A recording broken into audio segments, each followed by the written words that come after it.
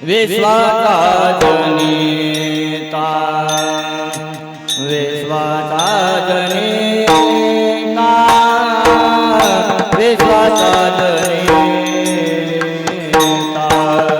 विश्वाचा जनिता विश्वाचा जनिता विश्वाचा जनिता विश्वाचा जनिता विश्वाचा जनिता विश्वाचा जनिता विश्वाचा जनिता विश्वाचा जनिता विश्वाचा जनिता विश्वाचा जनिता विश्वाचा जनिता विश्वाचा जनिता विश्वाचा जनिता मने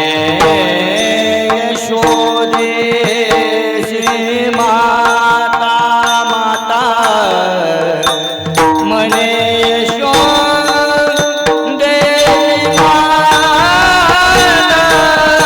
यशोदेशी माता अंकिता हयता भक्तांना अंकिता मने यशोदेशी माता मने यशोदेशी माता ऐसा भक्ता अंकित ऐसा भक्ता अंकित लागे तैसे लावे प्रेत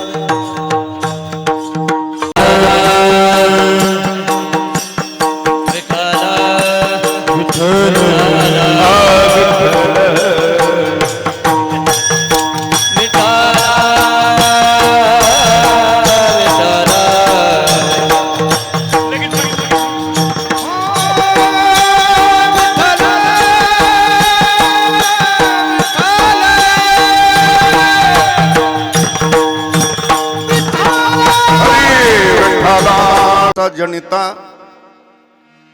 मने यशवदेसी माता ऐसा भक्ताचा अंकित लागे तैसी लाभी प्रीत निष्काम निराळा गोपी लावी याला चाळा ऐसा भक्ताचा अंकित लागे तैसी लाभी प्रीत तुका म्हणे आले रूपा अव्यक्त चांगले ऐसा भक्ताचा अंकित लागे तैशी लावी प्रीत विठाला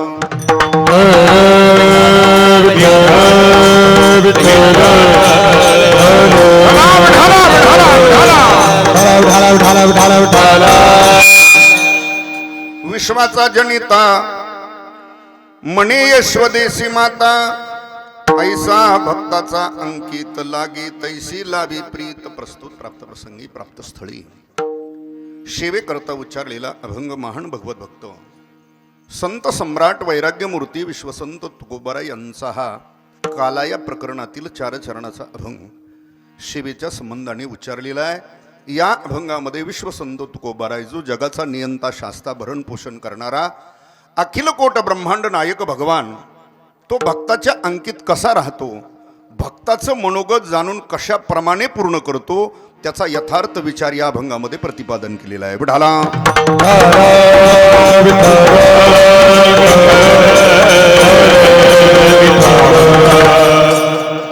देव अधिदेव जगत्रय देवा देव अधिदेव जगत्रय देवा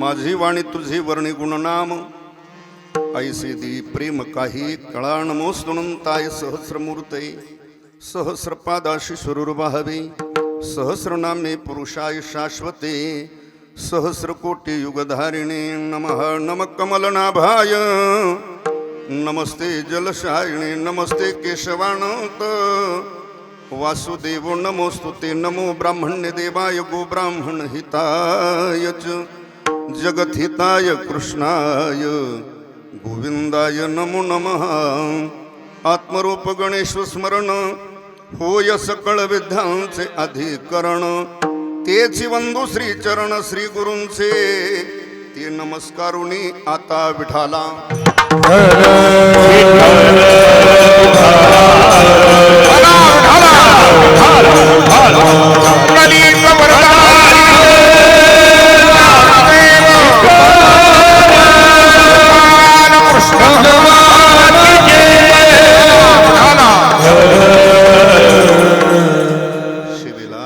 सुरुवात करण्यापूर्वी थोडासा प्रियार तुम्ही असा प्रतिवर्षाप्रमाणे गेली 42 वर्षापासून चालत असलेला आपला हा अखंड हरिनाम सप्ताह तथा ग्रंथराज ज्ञानेश्वरी पारायण सोहळा आणि श्री शिव महापुराण कथा असा चाललेला आपला हा अखंड हरिनाम सप्ताह उपस्थित असलेले सर्व भाविक माता भगिनी तरुण मंडळी ग्रामस्थ भजनी मंडळी पंचकृषीतून येणारी वारकरी संप्रदायावर नितांत श्रद्धा असलेली सर्व भाविक मंडळी सर्वांच्या उपस्थितीत सहकार्याने संपन्न होत असलेला थोरा मोठ्यांच्या कृपाशीर्वादाने चालत असलेला ज्यांच्या मार्गदर्शनाने आपण हा नाम सप्ताह करतायत ते परमार्थ प्रेमी श्रीहरी महाराज त्यांच्या मार्गदर्शनाने आपण हा नाम सप्ताह करतायत. प्रतिवर्षाप्रमाणे आमचे संपत महाराज मदने महाराज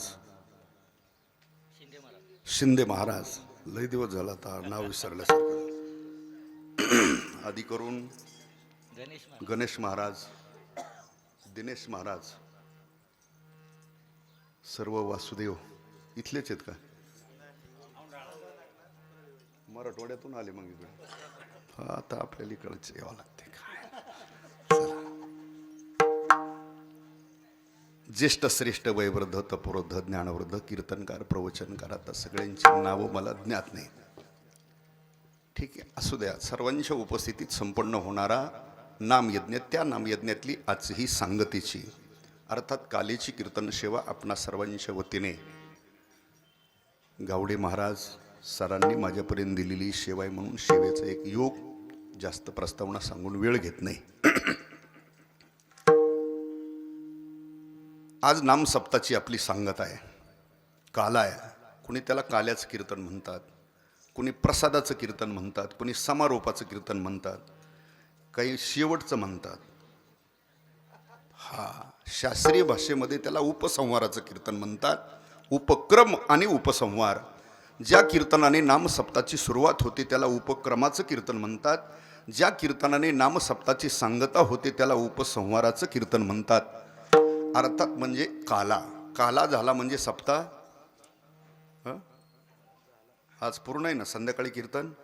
काला झाला म्हणजे सप्ताह पूर्ण झाला. काला हे पूर्णतेचं प्रतीक आहे.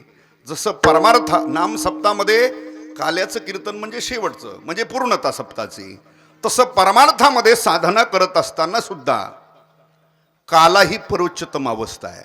जोपर्यंत काला जीवनामध्ये प्राप्त होत नाही तोपर्यंत परमार्थाची साधना ही अखंड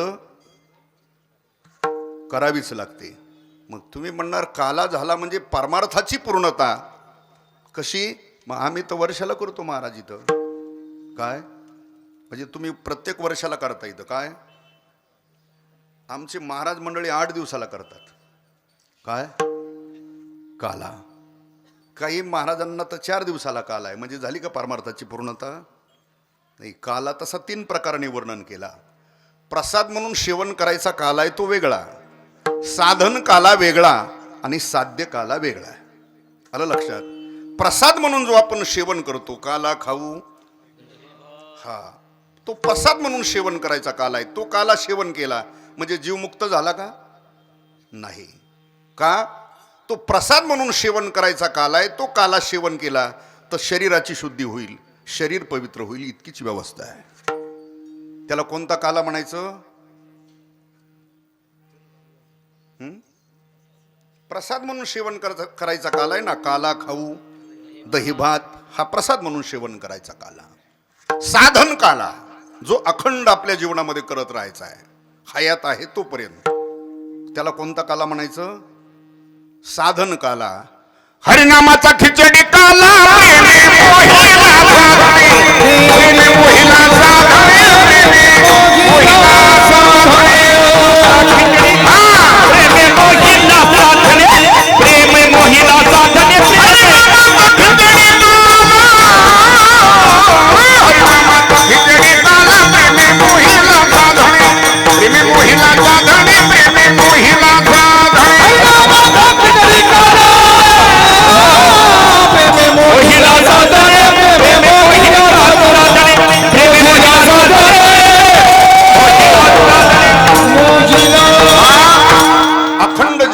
करायचा काला आहे त्याला साधन काला म्हणतात. हरिनामाचा खिचडी काला, प्रेमे मोहिला साधने.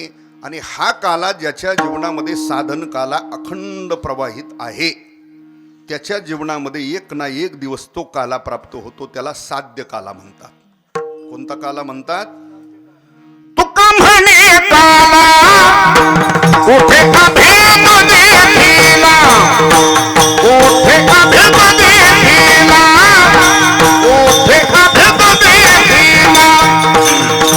तुका म्हणे काला कुठे का भेद देखिला, कुठे का भेद देखिला, कुठे का भेद देखिला. तुका म्हणे काला कुठे अभेद देखिला, तुका म्हणे काला कुठे अभेद देखिला. जिथं भेद शिल्लक राहत नाही त्याला जीव शिवाचं ऐक्य म्हणतात, त्यालाच मुक्ती, त्यालाच मोक्ष म्हणतात, त्याला चिरंतन सुखाची प्राप्ती म्हणतात. वेदांत शास्त्रामध्ये त्यालाच आत्यंतिक दुःखाची निवृत्ती, परमानंद सुखाची प्राप्ती म्हणतात. जीव शिवाचं ऐक्य, जीव आणि शिव यांचं ऐक्य, एकत्रीकरण. काला एक वस्तूचा होतो का दोन वस्तूचा? दोन वस्तूचं एकत्रीकरण म्हणजे काला. भाजी भाकरीचा होतो तो करतात ना काला, नाही तुमच्याकडे? दूध भाकरीचा होतो तो म्हणजे दोन वस्तूचं एकत्रीकरण म्हणजे. तसं जीव आणि शिव यांचं ऐक्य म्हणजे खऱ्या अर्थाने काला आहे. त्याला साध्य काला म्हणतात. आणि तो काला जीवनामध्ये जोपर्यंत प्राप्त होत नाही तोपर्यंत परमार्थाची साधना ही अखंड करावीच लागत असते. विठाला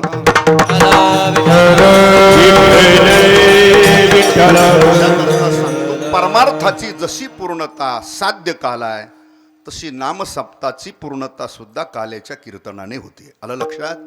म्हणून त्याच संबंधाने उच्चारलेला अभंग विश्वसंत तुकोबाराय यांचा काला या प्रकरणातील हा अभंग. या अभंगामध्ये महाराज जो जगाचा नियंता शास्ता भरण पोषण करणारा अखिलकोट ब्रह्मांड नायक भगवान तो भक्ताच्या अंकित कसा राहतो, भक्ताचं मनोगत जाणून कशाप्रमाणे पूर्ण करतो त्याचा विचार या अभंगामध्ये प्रतिपादन करताना महाराज म्हणतात ऐसा भक्ताचा, ऐसा भक्ताचा. मग प्रश्नचिन्ह आहे, कैसा भक्ताचा अंकित.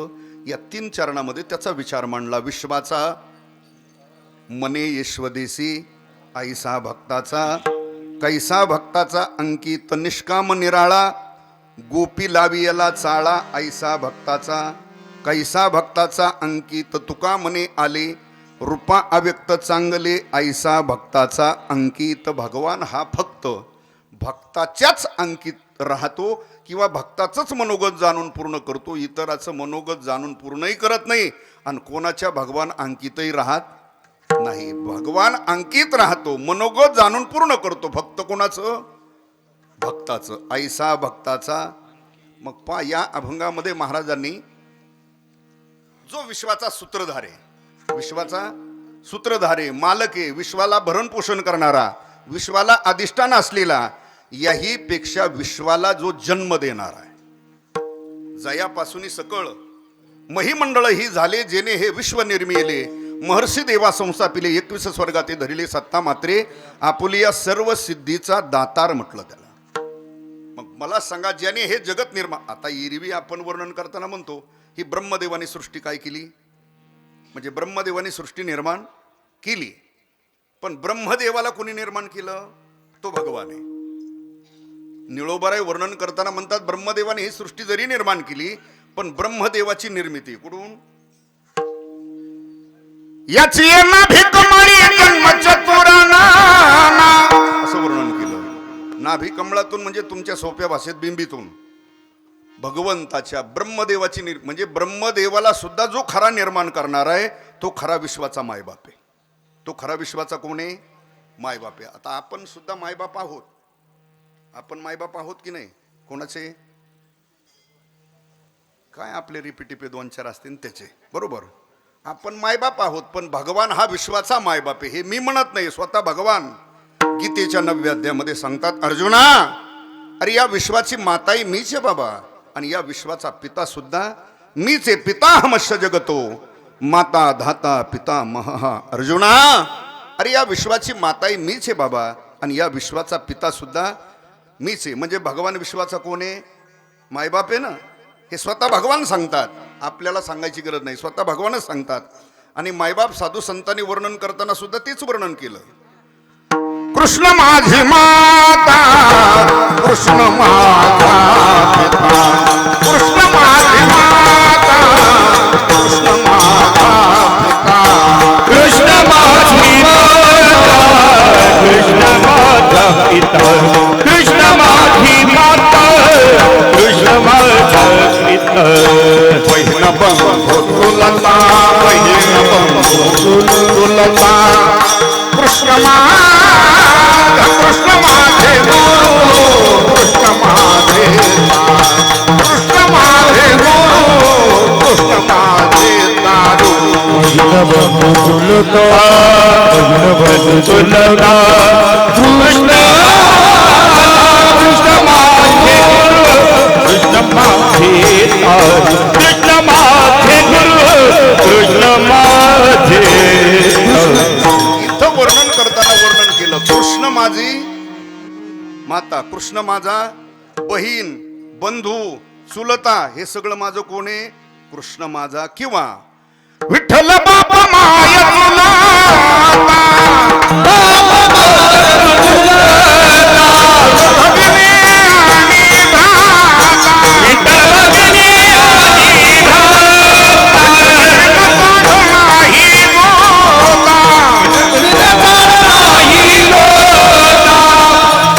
तुका म्हणे नाही आता दुसरे. बघा इथं वर्णन करताना वर्णन केलं, विठ्ठल बाप, विठ्ठल माय, विठ्ठल चुलता, विठ्ठल भगिनी आणि भ्राता, हे सगळं माझं कोण आहे? भगवानच. याचा अर्थ असा आहे की भगवान हा विश्वाचा सूत्रधारे, मालके, विश्वाला अधिष्ठाने, विश्वाला जन्म देणारा, विश्वाचा मायबाप आहे. आलं ध्यानात? पण ज्याच्यापासून हे सगळं निर्माण झालं, जो विश्वाचा मायबाप आहे, पण तोच भगवान परमात्मा जर भक्ताच्या अंकित झाला तर तोच पुन्हा कोणाचा तरी मुलगा म्हणून सुद्धा, बालक म्हणून जन्माला, अवताराला येतो. मग मला सांगा, जो बालक रूपाने ज्यांच्या घरी अवताराला आलाय त्यांची सामान्य सेवा असेल का? ते सामान्य भक्त असतील का? बघा तुम्ही, जो बालक या रूपाने अवतीर्ण होतोय तो सामान्य कोणी नाही ना. षडगुण ऐश्वर्य संपन्न, एक भगवंतची अथवा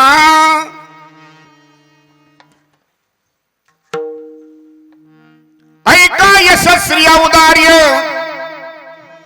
ज्ञान वैराग्य ऐश्वर्य हे साही गुणवर्य वसती जेथ म्हणून तो भगवंतो विठाला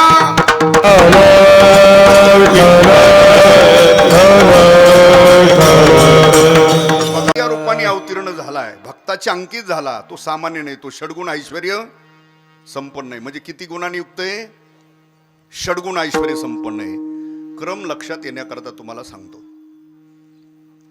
आपल्या गावामध्ये एखादा सज्जन सात्विक मुलगा आहे, म्हणजे कसा त्याचं चालणं बोलणं राहणं खाणं पिणं सगळं सात्विक आहे, प्रामाणिक आहे, सज्जन आहे.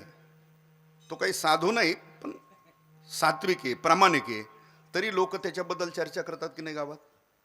गावातला एखादा सात्विक मुलगा आहे, 10-5 मंडळी कट्ट्यावर बसलेली आहेत आणि त्यांच्या समोरून गेला तो पुढे गेल्यानंतर त्याच्याबद्दल गावातली मंडळी चर्चा करतात. शामराव, तो अमक्या अमक्याचा मुलगा फार सज्जन आहे हो, फार सात्विक पोरगा आहे हो. मग त्यावेळेला जवळ बसलेली माणसं गप राहत नाही. ते म्हणतात, अहो गोपाळराव, एवढा सज्जन पोरगा आहे म्हणजे त्याच्या मायबापाची काहीतरी पुण्यच म्हणतात ना इकडे. काय म्हणतात? पुण्य आहे. फक्त सात्विक मुलगा आहे तर मायबापाची. ती मंडळी पुन्हा तशाच गप्पा मारीत बसली. पुन्हा एक अर्ध्या तासाने त्याच गावातला दुसरा एक नमुना त्यांच्या समोरून गेला. कसला? खाऊ नये ते खाणारा, पिऊ नये ते, बोलू नये तसलं, वागू नये तसं, असा सर्व बाजा संपन्न असलेला तो एक नमुना त्यांच्या समोरून गेला. तोही पुढे निघून गेल्यानंतर गावातली माणसं गप राहत नाही. ते म्हणतात, शामराव, तो अमक्या अमक्याचा पोरगा वाया गेला, ते काही कामाचं राहिलं. त्यावेळेला बसलेली गडी गप राहत नाही. ते म्हणतात, अहो गोपाळराव, त्यांची खानदानच पहिल्यापासून तशी ऐका. नास्तिक मुलगा जन्माला आला तर त्याच्या कुळाला खानदानीला मायबापाला समाज दोष देतो. एक सात्विक मुलगा जन्माला आला तर माणसं म्हणतात आई वडिलाची पुण्य आहे. आता ज्यांच्या दरबारामध्ये आपण सेवा करतोय त्यांचा एक स्वतंत्र अवतार जो झाला महान भगवत भक्त हनुमंतरायाचा. बघा, मला सांगा, हनुमंतराय पोटी येण्याकरता अंजनी मातेने कमी तप केलं होतं का? बघा, ऋषमुख पर्वती अंजनी तप करी. ऋषमुख पर्वतावर अंजनी मातेने एवढं तप केलं, रात्रंदिवस भगवान शंकराच्या नामाचा जप करत होती. 8 दिवस नाही, कार्तिक स्नानापुरतं नाही, चातुर्मासापुरतं, मग अखंड ओम नमः शिवाय, ओम नमः शिवाय, ओम नमः शिवाय, अखंड रात्रंदिवस जप करत होती. अर्थात एवढं तप झालं, भगवान शंकर प्रसन्न झाले. बघा, डोळे झाकून तिचा जप चाललाय. भगवान शंकर येऊन समोर उभा राहिले आणि भगवान शंकराने तिकून हाक मारली, माते, काय इच्छा आहे तुझी, माग, मी देण्याकरता समर्थ आहे. हाक मारतानाच काय म्हणून मारली? माते म्हणून हाक मारली. अंजनी मातेने डोळे उघडून समोर पाहिलं तर प्रत्यक्ष भगवान शिवजी, भगवान शंकर दिसले. आणि त्यावेळेला अंजनी मातेने इच्छा प्रगट केली, भगवान, एकच इच्छा आहे, पुत्र प्राप्ती. काय इच्छा प्रगट केली? पुत्र प्राप्ती. आता ते भोळ खाते. पुत्र प्राप्ती म्हटल्यावर भगवान लगेच म्हटले तथास्तु. आता अंजनी मातेच्याही लक्षात आलं, एकदा भगवान शंकर तथास्तु म्हटल्यावर शंका घ्यायचं काहीच कारण, ते काय मोकार अंगारा धुपारा देणारा बुवा नाही, जादू टोण्यावाला गडी नाही. भगवान शंकर तथास्तु म्हटल्यावर निश्चितच पुत्र प्राप्ती होईल याच्या शंकाच नाही. पण झालेला मुलगा पुढं कसा निघतोय कोण जाणे. भगवान तथास्तु म्हटले आणि मला वाटतं अंजनी मातेच्या थोडस लेट लक्षात आलं. मग अंजनी माता म्हणते, भगवान थांबा, का पुत्र द्या, पण मी म्हणते तसा द्यायचा असेल तरच द्या, नाही तर मला नको. मग भगवान विचारतात अंजनी मातेला, तुला कसा हवाय? तू म्हणते तसा द्यायचा आहे ना, मग तुला कसा हवाय?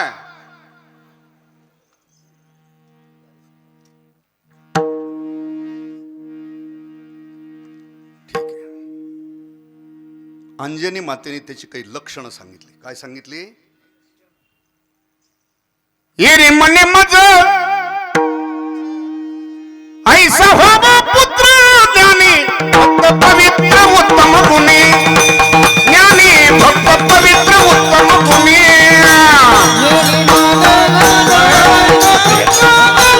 ज्ञानी पुत्र गुणी गुणी, ज्ञानी पुत्र गुणी.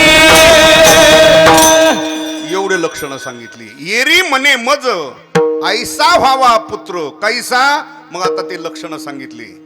ज्ञानी, भक्त, पवित्र, उत्तम आणि गुणी. किती लक्षणं आहेत? किती लक्षणं आहेत? हे 5 काय आहेत? लक्षणं आहेत ना. ज्ञानी, भक्त, पवित्र, उत्तम आणि गुणी. एवढ्या लक्षणाने युक्त असेल तरच भगवान द्या, नाही तर मला नको. आणि भगवान तर अगोदरच म्हणून बसलेत काय तथास्तु. आता तेवढे लक्षणं दुसऱ्याकडे नाहीतच ना, ते त्यांच्याकडेच आहेत. एवढे लक्षणं कोणाकडे आहेत? भगवान शंकराकडे आहेत. बरं, अगोदर तथास्तु म्हणून. आता आपण अगोदर एखादा शब्द दिला तर आपण दुसऱ्या दिवशी बदलू शकतो ना. आपल्याला ती सवय शब्द बदलायची. हा, आता तो मला माझ्यापेक्षा तुम्हाला जास्त अनुभव असेल. लोक बदलतात, दिलेला शब्द पाळीत नाहीत. आता भगवान शंकराला बदलता येत नाही ना. काय करावं, नाविलाज झाला. आणि तेवढे लक्षणं कोणाकडे आहेत? भगवान शंकराकडे असल्यामुळं नाविलाज झाला आणि भगवान शंकरालाच मारुतीरायाच्या रूपाने अवतार धारण करावा. अंजनीच्या तपासाठी महारुद्र आले मोठे, महारुद्र आले मोठे, महारुद्र आले मोठे. अंजनीच्या तपासाठी महारुद्र आले मोठे, महारुद्र आले मोठे, महारुद्र आले मोठे. अंजनीच्या तपासाठी महारुद्र आले पोटी. म्हणजे भगवान शंकरालाच मारुतीरायाच्या रूपाने अवतीर्ण व्हावं लागलं. मला हा मुद्दा सांगायचा आहे. मारुतीरायाकडे गुण किती? गुण गुण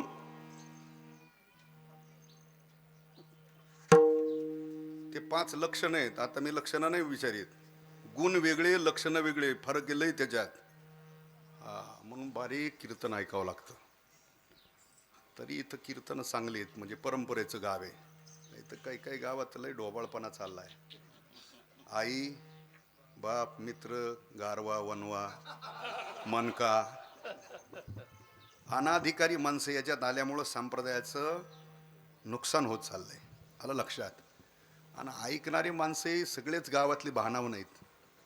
हा, चांगलं म्हणतोय रे, घ्या आपल्या शब्दात. अरे पण त्या भोसडीच्या हरिपट पाठे का? ते वारीला येतंय का? हा, काकडा पाठे का? त्याच्या एकादशी करतंय कधी? असला नालायकाचा लय भरणा आहे. आणि लोक त्यांचं ऐकून ह्यांना नरकात घेऊन जातील. विठाला विठाला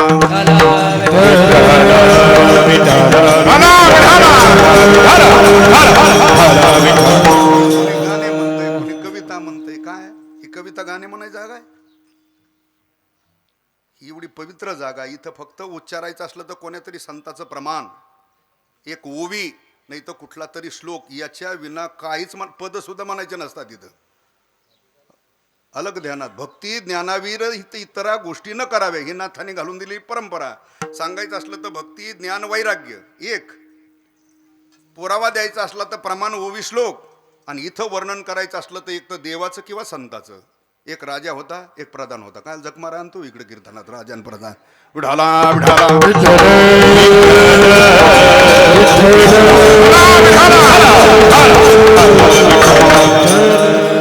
काय चालला होता आपला विषय? कोण? हा, मारुतीरायाकडे गुण किती? 6 भगवंताकडे. शब्बास महाराज. मारुतीरायाकडे एकच गुण आहे. किती गुण आहे? एकच गुण आहे. आणि त्या गुणाचं नाव आहे यश. काय नाव आहे त्या गुणाचं? म्हणून मारुतीरायचं पूर्ण जीवनचरित्र पहा. जे जे कार्य करण्याकरता मारुतीराय गेले, अपयश कधीच आलेलं नाही. का? मारुतीरायकडे विशेष गुण आहे. कोणता? यश. त्याचं निळोबरायने वर्णन केलंय. यशे थोरविला मारुती, असं वर्णन केलं.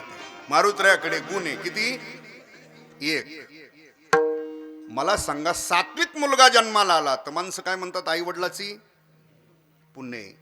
ज्या मारुतीरायाकडे एक गुण आहे, ते मारुतीराय पोटी येण्याकरता अंजनी मातेला किती कठोर तप करावं लागलं. आलं लक्षात? तसे भगवान कृष्णाकडे गुण आहेत किती? 6. बघा, ज्यांच्याकडे एक गुण आहे ते पोटी येण्याकरता जर एवढं तप करावं लागतं, मग ज्याच्याकडे 6 गुण आहे, षडगुण ऐश्वर्य संपन्न, तो भगवान पोटी येण्याकरता काही 4-5 वाऱ्या, 1-2 पारायण, असं नाही होत चालत. ऐका, वसुदेव देवकी आणि नंद यशोदा यांचं एक जन्मातलं तप नाही, मग अनेक जन्म जन्मांतरामध्ये केलेली साधना आहे, केलेली सेवा आहे, केलेलं तप आहे, केलेली भक्ती आहे. वसुदेव देवकी आणि नंद यशोदा या अवतारातले भगवंताचे मायबाप आहेत. कोणत्या अवतारातले? 8व्या अवतारातले. किती मायबाप आहेत? डबल आहेत ना. वसुदेव देवकी मायबाप आणि नंद यशोदाई मायबाप. आणि एवढाच अवतार आहे असा भगवंताच्या. अनंत अवतारातला हाच एक 8वा अवतार आहे की या अवतारात मायबाप आहेत किती? डबल आहेत ना. वसुदेव देवकी नंद यशोदा. आपल्यात आहे का असं? बाबा एकच मुलगा आहे पण मायबाप आहेत त्याला, आहे का? नाही. आणि पूर्वी सुद्धा पद्धती होती आपल्याकडं. म्हणजे झाला एकाला आणि तिला काय म्हणायचं त्याला, ते दत्तक. आता मला वाटतं ते दिसतच नाही कुठं. म्हणजे द्यायची पद्धती बी जरा मला वाटतं आता थोडीशी, हा का, म्हणजे घेणारे घेत नाही तर कोणाचं का? त्यांना माहिती जे स्वतःचे तेच नीट सांभाळत नाही, तर हे घेतलेलं तरी काय गबाळ आहे तर उद्या घालीन आश्रमात नेऊन, त्याच्यापेक्षा आपलं जसं असेल तसं. बरोबर आहे. म्हणजे मला वाटतं आता ती घ्यायची पद्धतीच बंद झाली. पण भगवंताचा असा एक 8वा अवतार आहे की त्या अवतारामध्ये वसुदेव देवकी नंद यशोदा दोन्ही मायबाप आहेत. का बरं? या अवतारातले जरी भगवंताचे ते मायबाप असले तरी ते खरे भगवंताचे भक्त आहेत. ते भगवंताचे खरे काय आहेत? खरे भगवंताचे उपासक आहेत. खरे भगवंताचे भक्त असल्यामुळं भगवंताला त्यांची इच्छा पूर्तता करण्याकरता तिथं बालक रूपाने यावं लागलं. बघा, अनेक जन्म जन्मांतरामध्ये केलेली सेवा, केलेली साधना, केलेली तप आहे. बघा, आणि भक्ती करताना, सेवा करताना वसुदेव देवकी आणि नंद यशोदा भगवंताची भक्ती केली, सेवा केली, साधना केली. पण ही सगळी सेवा परमार्थातली साधना करताना त्यांच्या अंतकरणामध्ये जो भाव होता, त्यांच्या अंतकरणामध्ये जो भाव होता तो वात्सल्य भाव होता. कोणता भाव होता? वात्सल्य भाव. कशाला म्हणायचं? जो प्रत्येक मायबापाचा आपल्या मुलावर, आपल्या मुलीवर जो भाव असतो आई वडिलाचा, त्याला कोणता भाव म्हणतात? वात्सल्य भाव म्हणतात. प्रत्येक आई वडिलाचा आपल्या मुलावर, आपल्या मुलीवर कोणता भाव आहे? तसं वसुदेव देवकी आणि नंद यशोदेने जी भगवंताची भक्ती केली, सेवा केली, ती साधना करताना भगवान आमचा कोण आहे?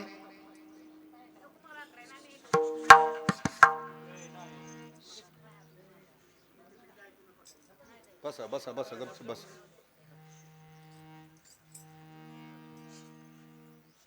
सेवा करताना भगवान आमचा कोण आहे? बालक आहे. भगवानच आमचा मुलगा आहे, हा अंतकरणामध्ये त्यांच्या भाव होता. वात्सल्य भावाने केलेली भक्ती आहे. आता दोन्हीची भक्ती सारखी, सेवा तप सारखं, दोन्हीच्या अंतकरणातला भाव सुद्धा. म्हणून बघा, भगवंताला प्रसन्न होताना सुद्धा दोन्हीवर एकाच वेळी प्रसन्न व्हावं लागलं, वसुदेव देवकी आणि नंद यशोदा. कारण दोन्हीचा भाव सारखा आहे, सेवा तप. प्रसन्न ज्या वेळेला भगवान झाले त्यावेळेला दोन्हीची इच्छा ही तीच ना. इच्छा दोन्हीने एकच प्रगट केली. भगवान एकच इच्छा आहे, तू बालक रूपाने आमच्या घरी अवताराला यावं. आता तो भगवान आहे, भक्ता करता काय करत नाही हो? काय करत नाही भक्ता करता भगवान? भगवंतानी वचन दिलं, ठीक आहे मी तुमच्या घरी बालक या रूपाने अवतीर्ण होईल, पण सध्या वेळ. मग सध्या सगळे कार्यक्रम गेलेले. मग भगवंतानी वचन दिलं होतं, मी 8व्या अवतारामध्ये तुमची इच्छा पूर्तता करील. ही पूर्वी दिलेलं वचन होतं. कधी इच्छा पूर्तता करील? 8व्या अवतारामध्ये मी तुमची इच्छा पूर्तता करील, म्हणजे तुमच्या घरी मी स्वतः बालक रूपाने अवतीर्ण होईल, असं पूर्वी दिलेलं वचन होतं, त्यांच्या अंतकरणातला भाव कोणता? वात्सल्य. आणि ते भगवंताचे खरे निश्चिम कोण आहेत? भक्त आहेत. आता त्यांची इच्छा पूर्तता करायची 8व्या अवतारामध्ये दिलेलं वचन आहे. आता बघा, भगवान ज्या ज्या वेळी अवतीर्ण होतात, भगवंताच्या अवताराला येण्याच्या पाठीमागं एक कारण जरी असेल, पण भगवान इथं आल्यानंतर कोट्यवधी कार्य करत राहतात. बरं, भगवान अवतीर्णच त्यावेळेला होतात. कधी? ज्या वेळेला धर्माला ग्लानी येते, अधर्म वाढतो, पापी मंडळी इथं वाढतात. यदा यदा ही ग्लानिर्भवते अधुष्ठानम धर्मश तदात्मानं परित्राणाय विनाशाय च धर्म संस्थापनार्थाय संभवामी युगे युगे धर्म रक्षा वया अवतार. धर्माला ग्लानी येते, अधर्म वाढतो, पापी मंडळी इथं ज्या वेळेला वाढतात, कथा कीर्तन यज्ञ याग बंद करण्याची वेळ येते, त्याच वेळेला भगवंताचा अवतार होत असतो. बरोबर. तसं नामदेवरायांनी वर्णन केलं. ते पापी जे अभक्त, दैत्य जे मातले, धरणीशी झाले ओझे त्यांचे, दिधलासे त्रास ऋषी मुनी सर्वांना पूजिती देवा कोणी एक. राहिले यज्ञ मोडिले कीर्तन पळाले ब्राह्मण दैत्या भेने. ही ज्या वेळेला परिस्थिती निर्माण झाली पृथ्वीवर, एवढं पाप झालं की त्या पापाचा बोजा सुद्धा धरणीला सहन झाला नाही. म्हणून पृथ्वीनेच गायीचं रूप धारण केलं. वत्सरूपी पृथ्वी ब्रह्मयापाशी जाय नेत्री वाहे तोय सांगतसी बुडविला धर्मा धर्म झाला फार सुसवे न भार.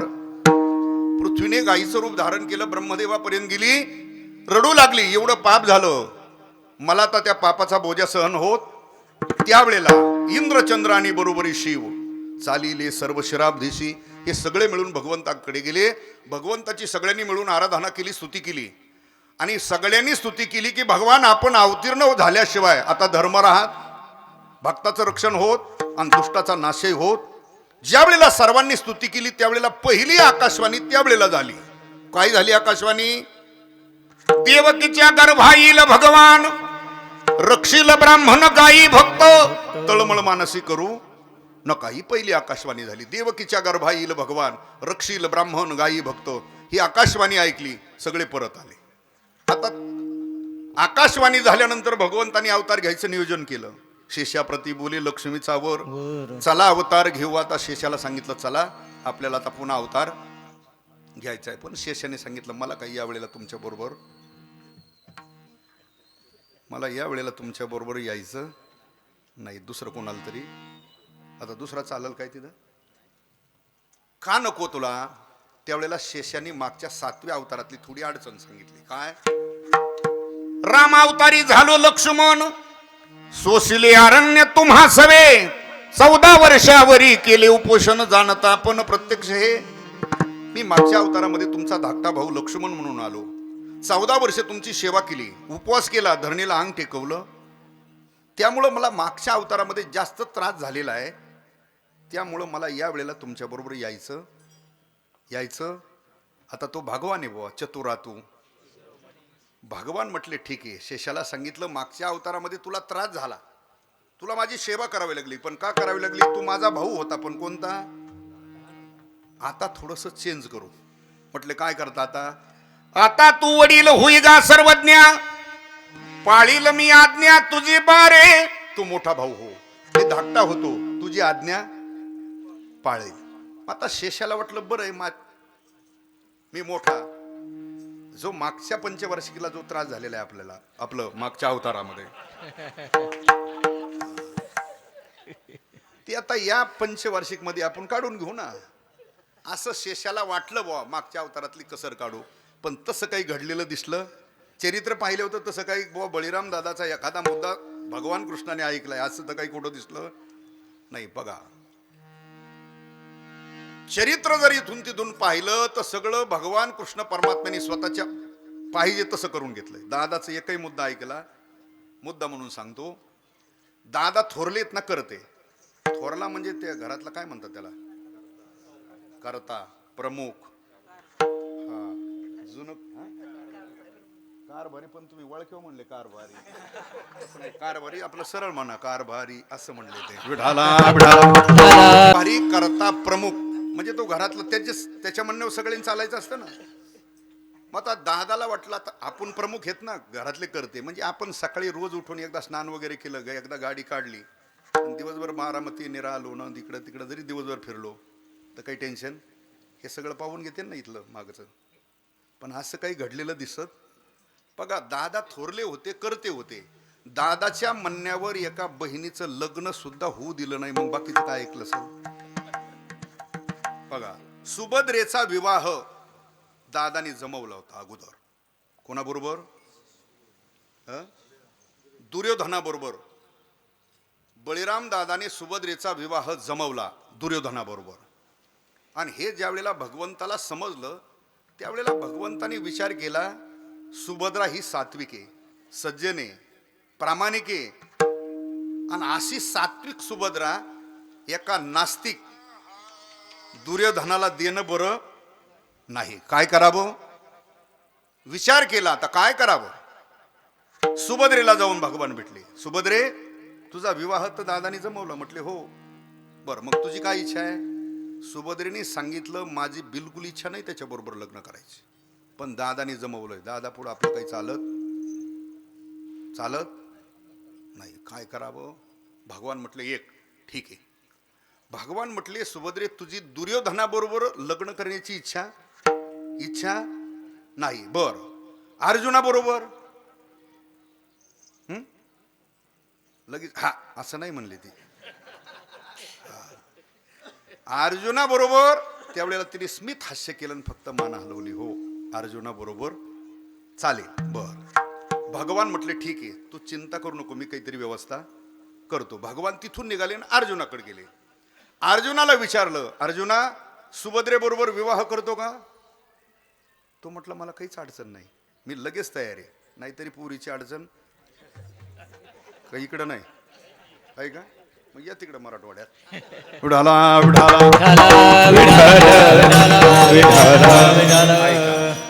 अर्जुनाने सांगितलं, मला काहीच अडचण नाही, मी लगेच तयार आहे. भगवान म्हटले, मग एक कर, आजच 5 वाजता रथ घेऊन गावाच्या बाहेर जे देवीचं मंदिर आहे तिथं रथ घेऊन ये. भगवान सांगतात. अर्जुन म्हणतो ठीक आहे, येतो रथ घेऊन. पण भगवान निघताना सांगतात, अर्जुन ऐक, पण येताना रथ घेऊन रोजच्या ड्रेसमध्ये येशील बरं, पॅन्ट शर्ट सॉक्स बूट टाय हे लावून. मग तसा नको येऊ. मग डुप्लिकेट का होईना पण भगवी कपनी घालून ये, डुप्लिकेट का होईना पण लावून ये, दाढी जटा. अर्जुन म्हणतोय, पहिल्यांदा यायचंय मला पोरगी पकायला, आणि दाढी जटा लावून लोक कसं जातात आणि मला तुम्ही कसं बोलवता? भगवान म्हटले, मी सांगतो तेवढंच करीत जा, बाकी बरं ठीक आहे. हो, गेले भगवान निघून. अर्जुन बरोबर रथ सज्ज करून डुप्लिकेट का होईना पण साधूचा वेश घेऊन दाढी जटा लावून तिथे येऊन थांबला मंदिरा बाजूला. भगवान घरी गेले आणि सुभद्रेला सांगितलं, आज 5 वाजता अर्जुनी आलेला असेल तिथं रथ घेऊन. कुठं? मंदिराजवळ. बर, तू इकून जा.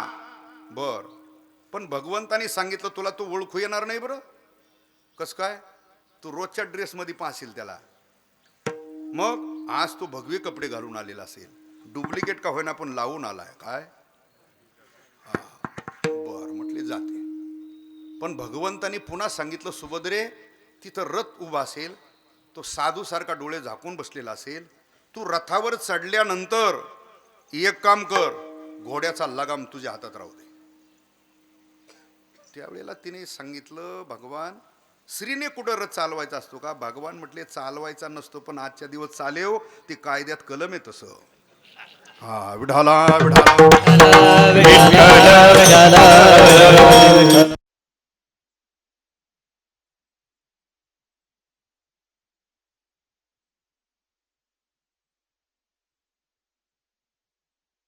सुभद्रा त्याप्रमाणे तिथं गेली. तो साधूच्या वेशात बसलेला होता. ती रथावर चढली. रथावर चढल्यानंतर घोड्याचा लगाम स्वतःच्या हातात घेतला आणि भरधाव वेगाने रथ तिघून गेला. हा हा म्हणता गावात वार्ता पसरली. अर्जुनाने सुभद्रा हरण केलं म्हणा ना. पळेली म्हणजे लईच तिकडं. चला चला. आणि कुणीतरी गावातल्या मंडळीने दादाला जाऊन सांगितलं, दादा, अर्जुनाने सुभद्रेचं हरण केलं.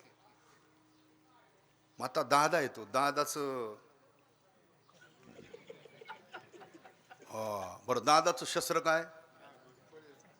गदा भीमाची होती ना राव. नाही नाही दादाचं नाव रे राव. कोणाचं कोणाला जोडू नका राव. मी एवढं सहन करू शकत नाही. विठाला विठाला कान फटा पडला तर मी सपदून घेईल, पण ढोला पडल्यावर माघारी पाबर वळून घ्यावं लागते ना. असं आहे ते. चला नांगर. दादाला समजल्याबरोबर दादाने नांगर उचलला की दादा लागलं पळायच्या रस्त्याने. आता हा बाबा मध्येच होता ज्यांनी हे सगळं केलं होतं. ते कोण? हा भगवान नेमकं त्याच रस्त्यावर. दादा नांगर घेऊन ओ दादा काय भानगडे, कोणाच काही झालं काय? दादाने सांगितलं अरे तो तुझा भक्त. कोण? तो अर्जुन. का? सुभद्रेला. भगवान म्हटले माझा अर्जुन तसं करू शकत नाही. माझे भक्त तसले, आणि तसले भक्त बी मी जवळ ठेवीत. कोणी सांगितलं तुम्हाला? ज्यांनी सांगितलं त्यांना बोलवून घेतलं. भगवान म्हटले तुम्ही दादाला जे सांगितलं तुम्ही पाहिले का स्वतः? म्हटले हो. काय पाहिलं तुम्ही? तिथं रथ घेऊन आलेला अर्जुन पाहिला. बर. साधूच्या वेशात डुप्लिकेट कपडे घालून आलेला हो पाहिला. सुभद्रा आलेली पाहिली हो. बर. रथावर रथावर चढलेली सुद्धा पाहिली. बर. तुम्ही सगळं पाहिलं ना. मग सगळं पाहिलं तर रथ चालवायला कोण होतं? सुभद्रा रथ चालवायला होती. मागं कोण बसलं होतं? अर्जुन. जर मागं होता तर अर्जुन आणि सुभद्रेचं हरण नाही केलं, सुभद्रेनेच. अर्जुन जर मागं बसलाय, रथ चालवायला जर सुभद्रा आहे, तर सुभद्रेने अर्जुनाचं काय केलं? दादा आपलीच चुके पुढं नदी लागता. दादाने तिथंच नांगूर टाकला आणि मळ्यात गेला. ऐका, दादाला तिकडं काढून दिलं. भगवान मग स्वतः पुन्हा रथ सज्ज करून गेले आणि भगवंतानी तो शास्त्र पद्धतीने विवाह लावला. आलं ध्यानात? आता हे चरित्र आहे. लोक हेच चरित्र कधी कधी कथा कीर्तनात ऐकतात आणि आपल्या मुला मुलीने जर एखादी चूक केली, आपण म्हणलं राव तुम्ही चांगल्या घरातले, खानदानी घरानं तुमचं, आणि हे ते म्हणतात अहो महाराज आमच्याच कुठं पोरापोरीने हे केलंय, हे देवादिकापासून देव तो ह्या पोरीसारखा करीत होता का पोरासारखा? तुला लाज वाटत की देवाबरोबर तो ह्या पोरांचा करंट लावतो तिथं? देवाने हे का केलं? हे भगवंताने करायला लावलं. सुभद्रेने अर्जुनाने मनाने नाही केलं. एक मुलगी सात्विके सज्जने प्रामाणिके, ज्याला जमवली तो नास्तिके आधमे पापी, ही चांगली मुलगी त्या नास्तिकाला द्यायची नव्हती म्हणून भगवंताला हे करावं लागलं. याचा अर्थ असा नाही लावायचा. चरित्र ऐकताना सुद्धा नीट ऐकायचं. बरोबर. अर्थात मला हे सांगायचं होतं की दादा थोरलेत करतेत, पण दादाच्या म्हणण्यावर एका बहिणीचा विवाह सदत होऊ दिला, बाकीचं काय ऐकलं असेल? आणि पहिल्यापासून दोघात मतभेद होतेच. कोणात? भगवान कृष्णात आणि दादा. कसं? भगवंताचं सर्वस्व प्रेम होतं पांडवावर. कोणावर प्रेम होतं? रोज म्हणतोय आपण द्वारकेचा राणा. भगवान कृष्ण परमात्म्याचं सर्वस्व प्रेम कोणावर? पांडवावर. आणि दादाचं प्रेम होतं कोणावर? हा कौरवावर होतं. म्हणजे एकाच घरात एक भाजपमध्ये आणि एक राष्ट्रवादीत असं झालं ते. आणि एक लक्षात ठेवा, बऱ्याच कुटुंबात असं आहे, पण हे आपल्या घरात आणायचं नसतं. राजकारण ज्याला नाद आहे त्यांनी हे करायचंच असतं. पण पार भावाभावात वाद लागल, कुटुंबात वाद लागल, नातेवाईकात वाद लागल, असं काही करायचं नसतं. जिंदाबाद तर जिंदाबाद असं करायचं असतं. म्हणजे आपल्या घरात येऊन उपयोग नाही ना. पण तिथं घडलं तसं. भगवंताने विचार केला आता कौरव पांडवाचं युद्ध लावायचंय, कौरव संपून टाकायचे, पण युद्ध जर लागलं तर दादा लगेच हटन तिकडून. कुठून? म्हणजे मी तर राहणारच आहे कोण्या बाजूनी. म्हणजे आपल्याच घरात काय करावं? मग तो भगवान आहे चतुरातू, खेळतो येण्याची, नटतो येण्याची. भगवान म्हटले दादा एक करा, तुमचं वय होत चाललंय, तुम्ही तीर्थयात्रेला जा. कुठं? कारण पुन्हा जास्त वय झाल्यानंतर तुम्हाला बद्रीनाथ, केदारनाथ, वैष्णवदेवी, गिरनार पर्वतावर चढणं शक्य अजून तुम्ही बरे तोपर्यंत जा. दादाला वाटलं चांगली भावाची चांगली इच्छा आहे ना की बा पुन्हा होणार नाही. मग बरं त्यावेळेची तीर्थयात्रा म्हणजे काही लक्झरी गाडी नव्हती, रेल्वे नव्हती, विमान, कसली यात्रा? आणि भगवंताला माहित होतं हे तीर्थयात्रे निमे अर्धे देव जरी चुकून आलं 2 धाम जरी केले ते 5-6 महिने येत तर यांचा कार्यक्रम करू आपण. म्हणून बघा दादाला तीर्थयात्रेला काढून दिलं आणि मग युद्धाला प्रवृत्त केलं सगळ्यांना. शेवटचं युद्ध जे 2 दिवस राहिलं होतं ना त्याच्यात हिमा धर्माघारी आलतच. कोण? हा पण तोवर ठोकाळ गडी पुरे संपवलेले होते ना. हा म्हणजे मला हे सांगायचंय की दादाच्या म्हणण्यावर कुठलाच व्यवहार झाला नाही अवतार कार्यातला. फक्त अवताराला येऊस तर सांगितलं होतं आता तू वडील होई गा सर्वज्ञा पाळील मी आज्ञा. लक्ष्मीला बोलवलं. लक्ष्मीशी तेव्हा सांगे ऋषिकेशी कौंढन्यपुराशी आणि बाकीच्याला सांगितलं यादव समग्र व्हारे. असा अवतार घ्यायचं नियोजन झालं. इकडे वसुदेव देवकीचा विवाह झाला. वरात निघाली. त्या वरातीचा आनंद कंस लुटत होता. त्यावेळेला दुसरी आकाशवाणी झाली. कंसा जिच्या वरातीचा आनंद तू लुटतो तिच्याच पोटी येणार आठवा आणि त्याच्याच हाताने तुझं. ही आकाशवाणी ऐकल्याबरोबर केवनिया खडग माराया धावला हात तो धरिला वसुदेवे. वसुदेवाने हात धरला. सांगितलं काय करतो? अरे तुझी बहीण आहे ती मंगल कार्य मारतो तिला. सांगितलं आकाशवाणी ऐकली नाही का? हो ऐकली. हिच्या हातून मरण नाही हिच्या पोटी येणारा कितवा. तो म्हटला तुम्हाला दोघालाही अभयदान देतो जीवदान देतो सोडतो पण बंदी शाळेत राहत असाल. यांनी विचार केला मरण्यापेक्षा इथं होय ना बेसन भाकर खाऊन राहू. आजही त्याच मापाने काही गडी आतेत ना की त्यांना माहिती बाहेर आलं तर समाज सोडीत. हा ठेवलं बंदी शाळेमध्ये. त्याला पहारा ठेवला रक्षपाळांचा. पहिला मुलगा झाला. रक्षपाळाने जाऊन सांगितलं बघा पहिला झालाय. तो पळत आला. त्यांनी विचार केला आता मारायचा आहे. पण जवळ आल्यानंतर पुन्हा मनात बदल झाला. आपलं मरण 8व्याकडून याला मारणं बरं. पुन्हा मनात थोडासा बदल झाला. मनात बदल झाला त्याच क्षणी ती स्वारी आली.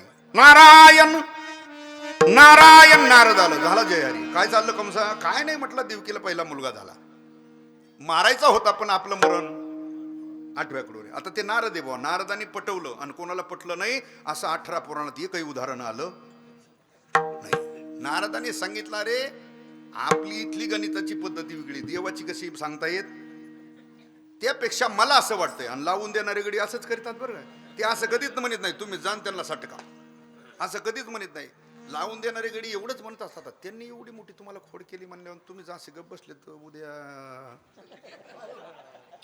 मग हे प्रवृत्त होतात ना लावून देणारे. तसं नारदाने सांगितलं मला असं वाटतंय. पटलं ना त्याला. एका माग एक 6 मुलं मारली त्यांनी देवकीची. किती मारली? 6. आता नारद तर देवाचा भक्त आणि लोकांचे मुलं मारायला लावणं पुण्य का पाप? कसं इकडं पाप. मग का केलं नारदाने? त्याचं कारण सांगतो. कंस सुद्धा सामान्य नव्हता. कंसाकडे एवढं पुण्य होतं. पुण्य संपल्याशिवाय कंस मरत नाही. आणि छोटे मोठे पाप करून संपणारं पुण्य नव्हतं म्हणून त्याच्याकडून महापातक घडून घेतलं नारदाने. कारण बाल हत्या ब्रह्महत्या आणि गो हत्या हे महापातकी लक्षात ठेवा. त्याच्यापैकी बाल हत्या करून घेतली.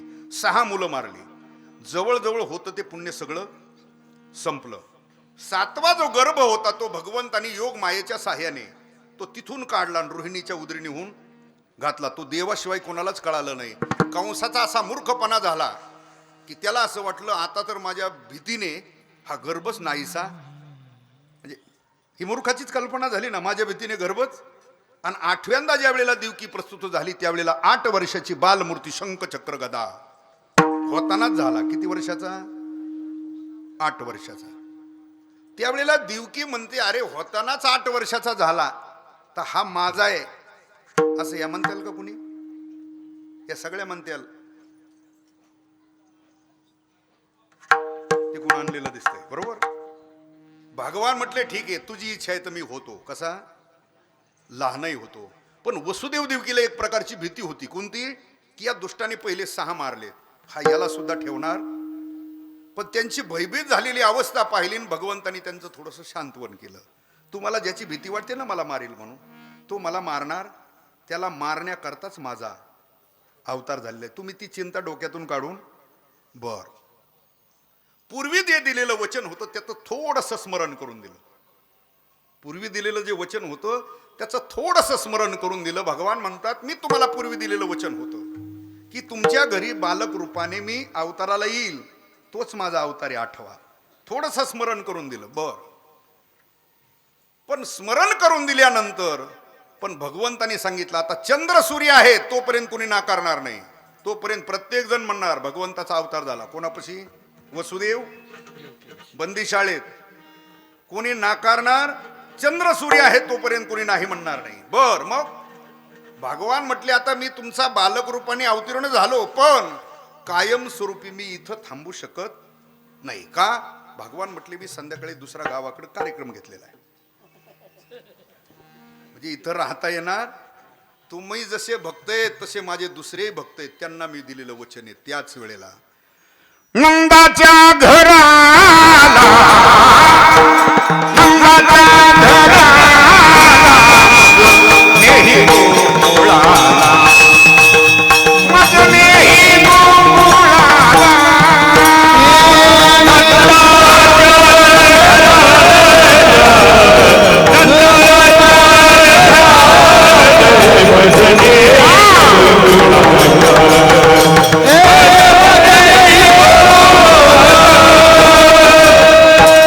सांगितलं मला आता इथे राहता येणार नाही, मग मला नेऊन घाला. कुठं?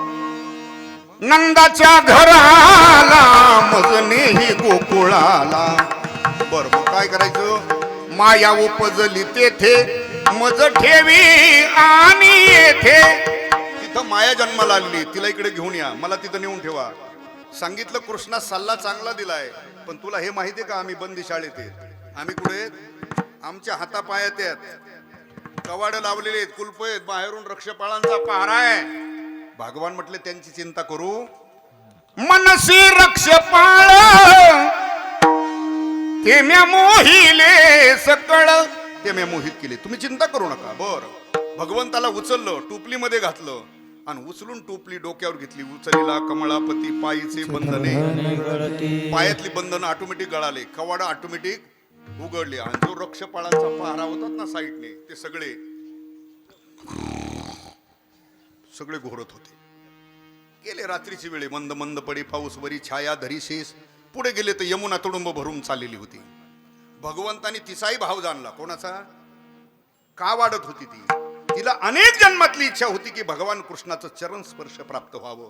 तिचा भाव जाणला, टुपलीतून पाय बाहेर काढला, पुर चढला आचाट, त्यासी लाविला अंगुष्ट, अंगठ्याचा स्पर्श केला, ती उसरली. पैल तीराला गेले, गोकुळामध्ये गेले तर तिथं यशोदा गाढ झोपलेली होती आणि ते यशोदेच्या पुढे खेळत होती बाजूला. कोण? माया. ती माया हळू सरकून घेतली आणि भगवान कृष्णाला तिथं हळूच ठेवलं. फिरविले दोन्ही कन्या आणि किंवा माया आणि चक्रपाणी. ती भगवान कृष्णाला तिथं ठेवलं. ती माया पुन्हा टोपलीत घातली, टोपली डोक्यावर घेतली आणि रात्रीच परत आले आणि ती देवकी जवळ आणून ठेवली. आता माया घरात आल्यावर गप राहते काय? हा, माया गप राहत, कालवा करते, भांडणं करीतीस ना माया. विठाला रडे माया कर्याकांत नामा मने उठती दूध. ती आक्रोश करून माया रडू लागली. दूध जागे झाले, पळत गेले. कंसा आठवा पळतच आला. तर आठवा नव्हता, ती आठवी होती. पाहे कन्या उपजली आणि त्यावेळेला देवकीने सांगितलं दादा तेवढी तरी राहू दे. अरे तू पहिले 6 मारली, तेवढी तरी राहू दे. त्यांनी ऐकलं नाही. त्याला शंका निर्माण झाली, 8वा यायचा होता, ही 8वी आली कशी? मग पायाला धरून तिच्या समोरून ओढून घेतली, बाहेर आला, गरगर फिरवली, शिळेवर आपटून मारणार. हातीची निष्ठोनी गेली, हीच कडाड्यासारखी कडाली आणि निघून गेली आकाश मार्गाने. पण जाताना गप नाही गेली. कीर्तन संपल्यावर जशी घरी गप जाते तशी नाही गेली. तुझं लागी वधी उपजला मजा आधी. अरे मला काय मारतो? बाय माणसाची काय राजकारण करतो? तुला मारणारा माझ्या अगोदर जन्माला आला. आणि मग त्याने ते रक्षपाळ बोलून घेतले. अरे कधी आला तो, कधी गेला, तुम्ही काही? त्यांनी सांगितलं आमच्या 8-8 तासाच्या ड्युट्या एकदम. आता 8-8 तास ड्युट्या करण्याला सापडत असतो का देव आलेला आणि गेलेला? चोर सापडाला. हो, तपासांती कळालं तो रात्रीचा आला आणि गोकुळात गेला. ही चर्चा, हे सगळं माहीत होता करता तोपर्यंत सूर्य उदय व्हायची वेळ झाली. सूर्य उदय झाला, यशोदा जागी झाली. पहातेत आपल्याला झाला काय? पहातेत आपल्याला झाला काय? पण कसा झाला कळालाच. हा, असेच होतात का लेकर? म्हणले आमक्या आमक्याच्या सुनाला मुलगा झाला बुवा, पण कसा झाला तिलाच कळाला. असे होतात का? आता होतात ना, आता कुठं माहीत होतात, आता कुठं माहीत होतात, ते काही माहीत होत नाही.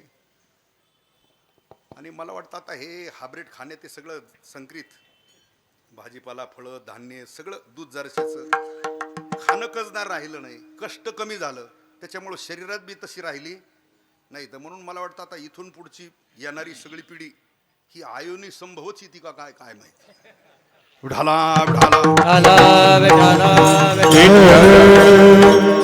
अर्थात यशोदा जागी झाली, पाहतेत आपल्याला मुलगा झाला, आनंद झाला. आणि तिथून पुढे हे प्रमाण लागतात बरं. कृष्ण गोकुळी जन्माला हे दिवस उगल्याच्या नंतर प्रमाण आहेत. कृष्ण गोकुळी जन्माला दुष्टा छळका होता, कृष्णाचा अवतार आनंद करती या तोरणे हा गवळण सांगे, पुत्र झाला यशोदेला. आता मुलगा झाला. तो कोणाचा? यशोदेचा मुलगा झाला. तिच्याजवळ राहू लागला, तिच्याजवळ रांगू लागला, तिच्याजवळ खिडू लागला, तिला हाक मारू लागला, म्हणे येशो देवी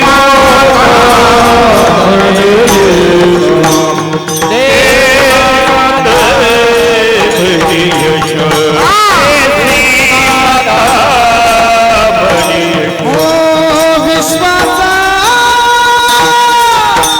जनिता, विश्वाचा जनिता, विश्वाचा जनिता,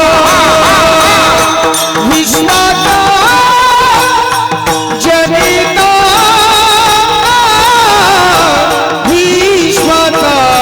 जनिता,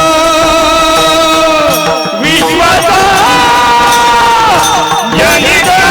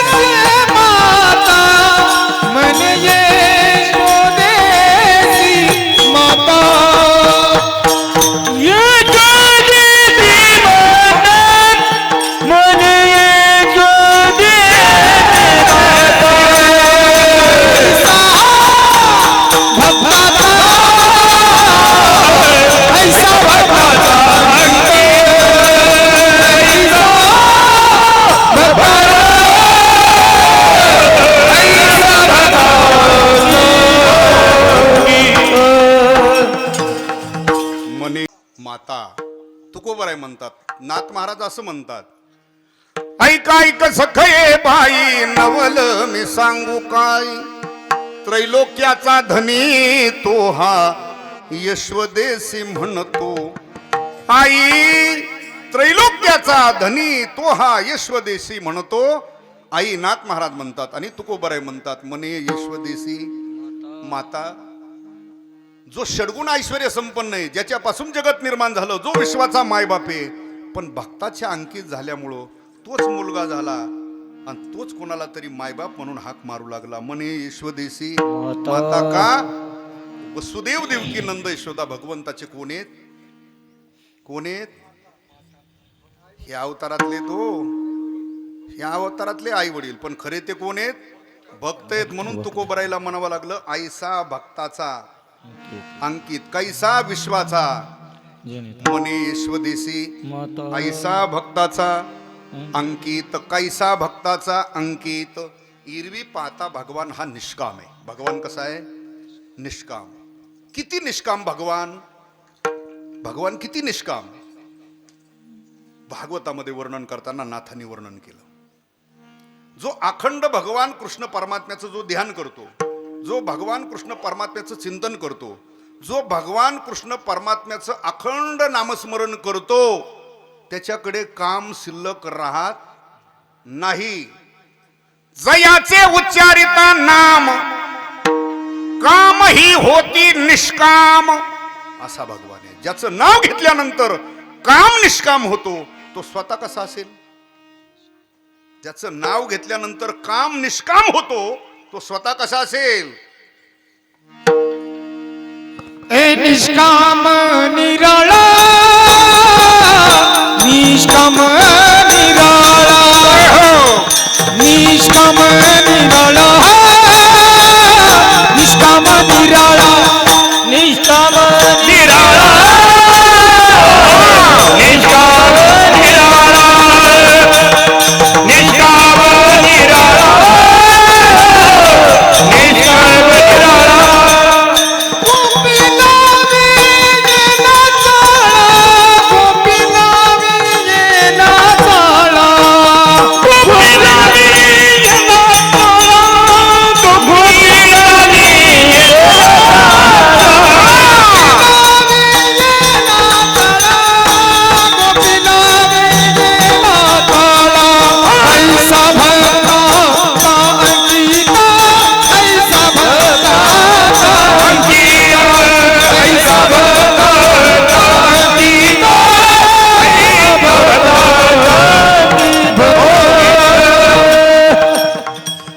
भगवान निष्काम निराळा.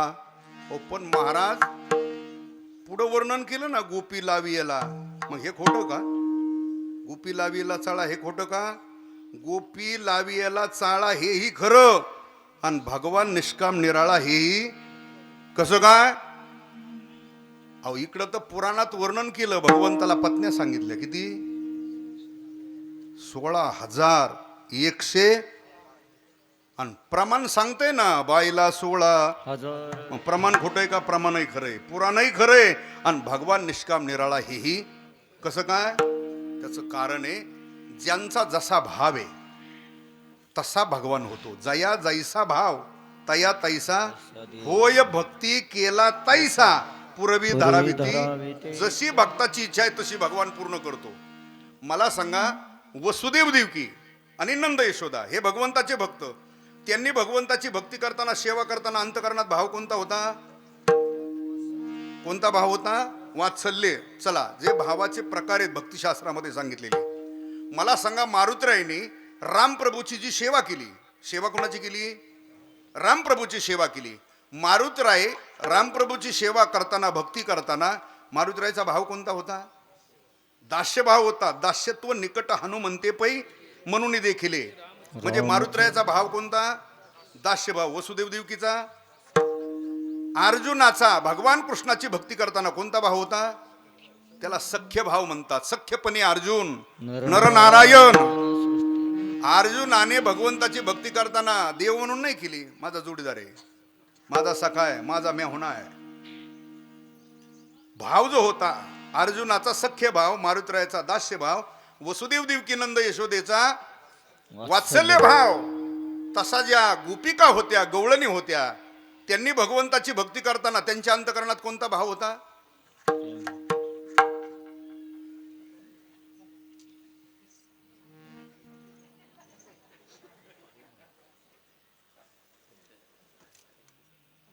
गोपिकांचा जो भाव होता भगवंताची भक्ती करताना कोणता होता महाराज?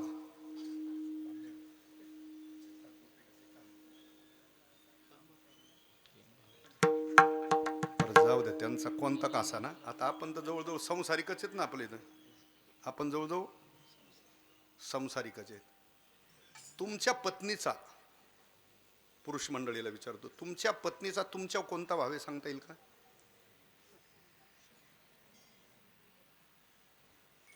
ते बी मिळणार. तुम्ही काय कुंभमेळ्यातले साधू आहेत का काय? मिळ बरं ठीक आहे. ताई, तुम्हाला सांगता येईल का तुमचा तुमच्या पतीवर कोणता भाव येतो?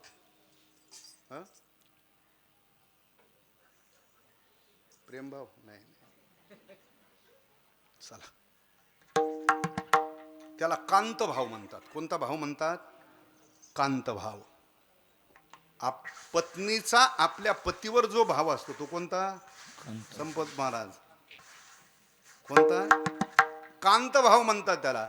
मग पत्नीचा जर पतीवर कांत भाव असतो, मग गोपी काय काय पत्न्या होत्या का?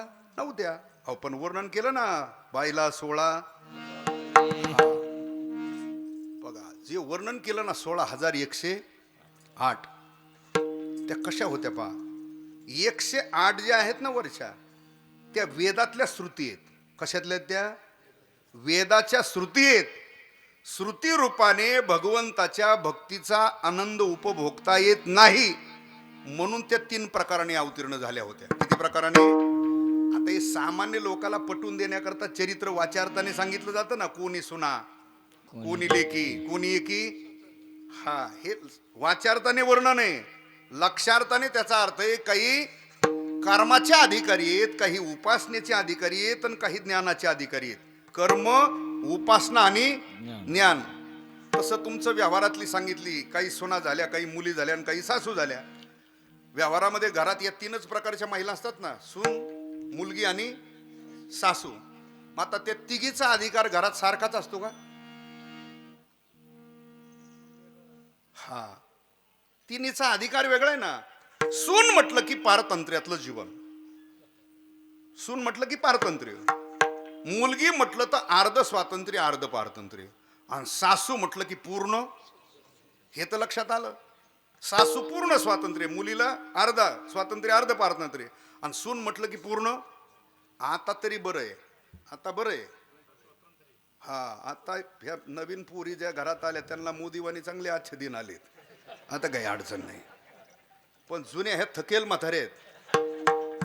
तुम्ही ज्या वेळेला सून म्हणून घरात आलतात त्यावेळेला तुमच्या सासा कशा होत्या मावशे? एकदम खरमाट्या माबळा होत्या का नाही, मोगलाय सारख्या. जेवढा सुनाला त्रास देईन तेवढी तिची तब्येत ठणठणीत राहायची सासूची. इतका त्रास असायचा जुन्या काळात. ते आता तसं म्हणलं कोणी थांबणारही असं होईल. ते पूर्वीचा काल होता. बघा, दिवसभराचं राहिलेलं जे स्वयंपाक आहे ना, शिल्लक राहिलेला तिने संध्याकाळी खायचा कुणी. आणि संध्याकाळी शिल्लक राहिलेलं होतं का नाही मावशी? बरोबर आहे का? तू कायला हे पुरी, तू कायला मानाली, तू का होती तेव्हा? या म्हाताऱ्यांना हलून दे. तूच म्हणते हा, तुला काय माहिती? विठाला विठाला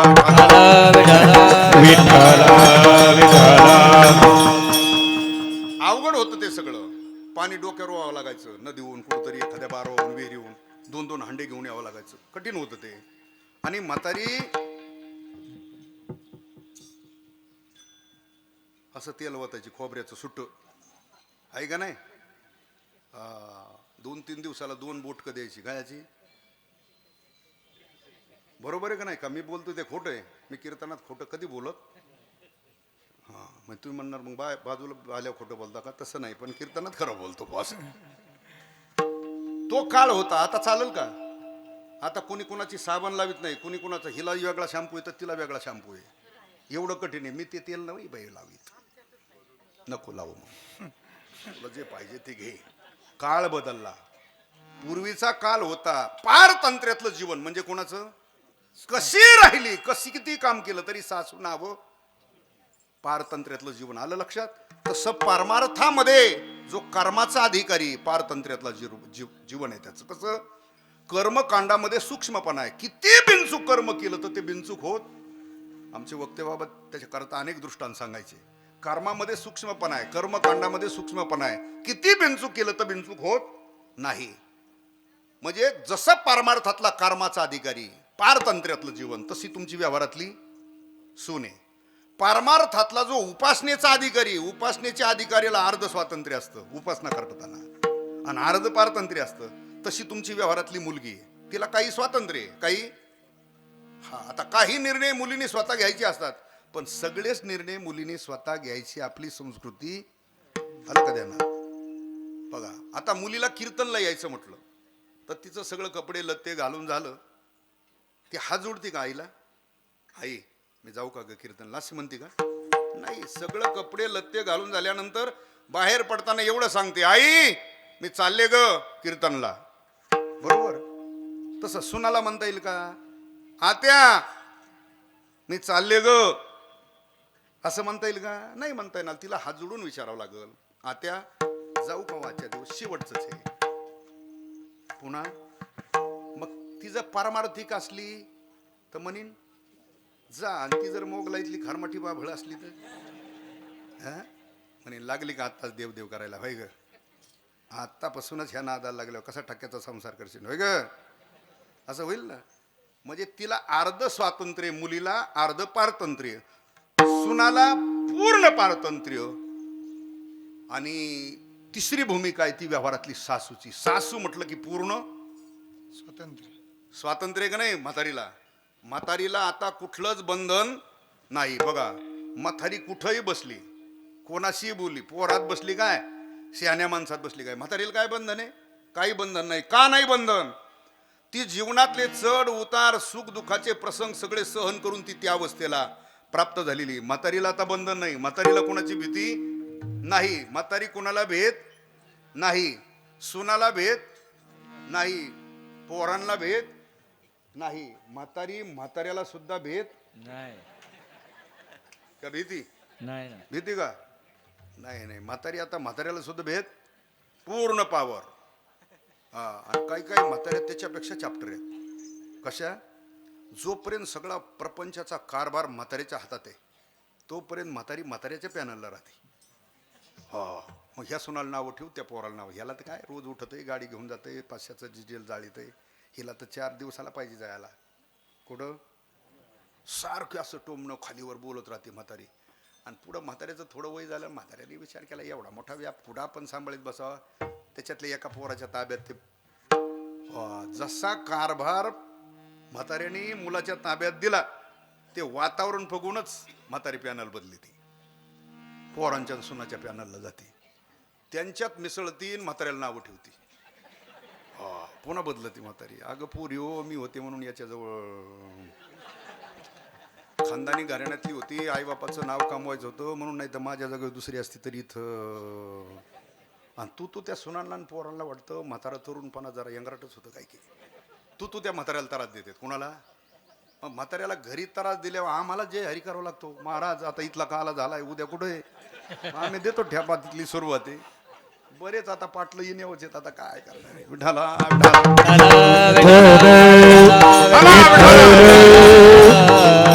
सांगतो तसं पारमार्थातला जो ज्ञानाचा अधिकारी ना, कोणता पारमार्थातला, कोणता ज्ञानाचा अधिकारी, त्याला कुठलंच बंधन नाही. चौथी याचे ठाई काहीच करणे नाही, काम नाही झालो पायी रिकामा. हा ज्ञानी पुरुष आहे. ज्ञानी भक्ताला कुठलं बंधन नाही. म्हणून या 108 ज्या होत्या ना, ह्या 3 प्रकाराच्या आहेत. कोणत्या? कर्माचे अधिकारी, उपासनेचे अधिकारी आणि ज्ञानाचे अधिकारी. हे लक्षार्थाने विचारे. पण हे सामान्य लोकाला त्यांचा अधिकार पटवण्याकरता ते प्रमाण सांगितलंय. कोणी सुना, कोणी लेकी, कोणी एकी. आलं ध्यानात? ह्या किती झाल्या? 100. आता राहिल्या किती? 16. ह्या कोण? ह्या सामान्य नाही, त्या अनेक राजांच्या मुली आहेत. कोणाच्या मुली आहेत त्या? अनेक राजांच्या मुली आहेत. पण त्याच कालामध्ये नरकासुर नावाचा एक दैत्य होता. त्या नरकासुराने अनेक राजांच्या मुलीचं हरण केलं आणि आणून एका बंदीशाळेत ठेवल्या होत्या. आणि त्या नरकासुराचा असा संकल्प होता, 16,000 मुलीचा आकडा पूर्ण झाला की त्या 16,000 मुलीबरोबर आपलं एकदाच लावून घ्यायचं. काय असा त्याचा संकल्प होता. हे ज्यावेळेला भगवान कृष्ण परमात्म्याला समजलं, त्यावेळेला भगवंतानी त्याच्याबरोबर युद्ध केलं. कोणाबरोबर? नरकासुराबरोबर युद्ध केलं. त्याला मारलं, त्याचा काटा काढला. कोणाचा?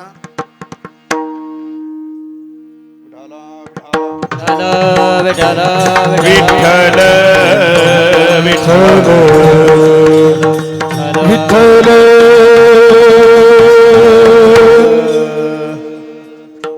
नरकासुराचा वध केला. कोण्या दिवशी? नरक आहे ना तो दिवस देणार, दीपावळीच्या. हा, त्या दिवशी भगवंतानी त्याच्याबरोबर युद्ध केलं, त्याला मारलं, त्याचा काटा काढला आणि त्या 16,000 मुली बंदीशाळेतून सोडवल्या. भगवान नुसता देव नाही, द्वारकेचा राजा आहे. भगवंतानी विचार केला, उद्याच सण आहे. कोणता? दीपावळीचा. मग भगवंतानी 2 दिवस ठेवून घेतलं त्यांना. सगळ्यांना मेजवानी दिली, सगळ्यांना साडी चोळी दिली. आणि भगवंतानी विचार केला, आता या सगळ्यांना ज्याच्या त्याच्या घरी हा, पण ज्या वेळेला भगवान घेऊन गेले त्यावेळेला प्रत्येक आई वडिलांनी सांगितलं आता या मुलींना परत घेऊ शकत. पुन्हा प्रश्न निर्माण झाला, आता आई वडील जर यांचा परत स्वीकार करत नाही, मग आता या 16,000 मुली जर रस्त्यावर सोडल्या तर काय होईल. पुन्हा भगवंताने विचार केला आणि त्यावेळेला त्यांची सगळी व्यवस्था भगवंताने केली. त्यावेळेला 16,000 घराची निर्मिती करून दिली. किती? 16,000 घरं बांधून दिली प्रत्येकीला. म्हणजे त्यावेळेला सुद्धा ज्यांना घरं नव्हती त्यावेळेला घरं द्यायची व्यवस्था. आताच लय कोणी असं काही सांगायची गरज नाही, आम्ही असं केलं आणि त्यांनी म्हणायचं तुम्ही काही नाही केलं. हे अरे त्यावेळेला सुद्धा होतं, घरं नव्हते त्यांना घरं देत होते. आलं का त्यांना घरकुल द्यायची व्यवस्था त्याही वेळेला होती. आणि मग आता राहण्याची व्यवस्था केली भगवंतानी. मग खाण्यापिण्याची त्यांना काही रोजगार हमीच्या कामावर पाठवलं नव्हतं.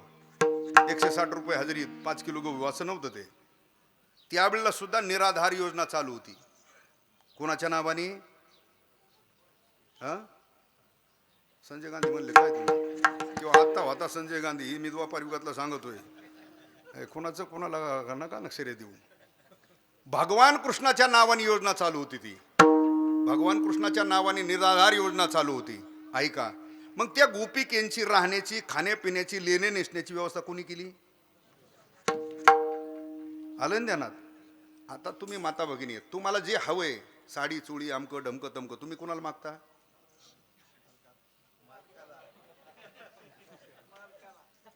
आता भावाच तरी काय काय घेता? हा, विठाला विठाला भावाला दिवाळी पुरतं, राखी पौर्णिमे पुरतं मागन, सारखंच भावाला मागितल्यावर भाव म्हणून काम त्याची करते राती तिथं. हा, भाव बिघडन ना. हा, लाडकी बहिणीला आहे पण मेवण्याला द्यायला ना काही. मेहून मोकारच तरंगलेत. विठाला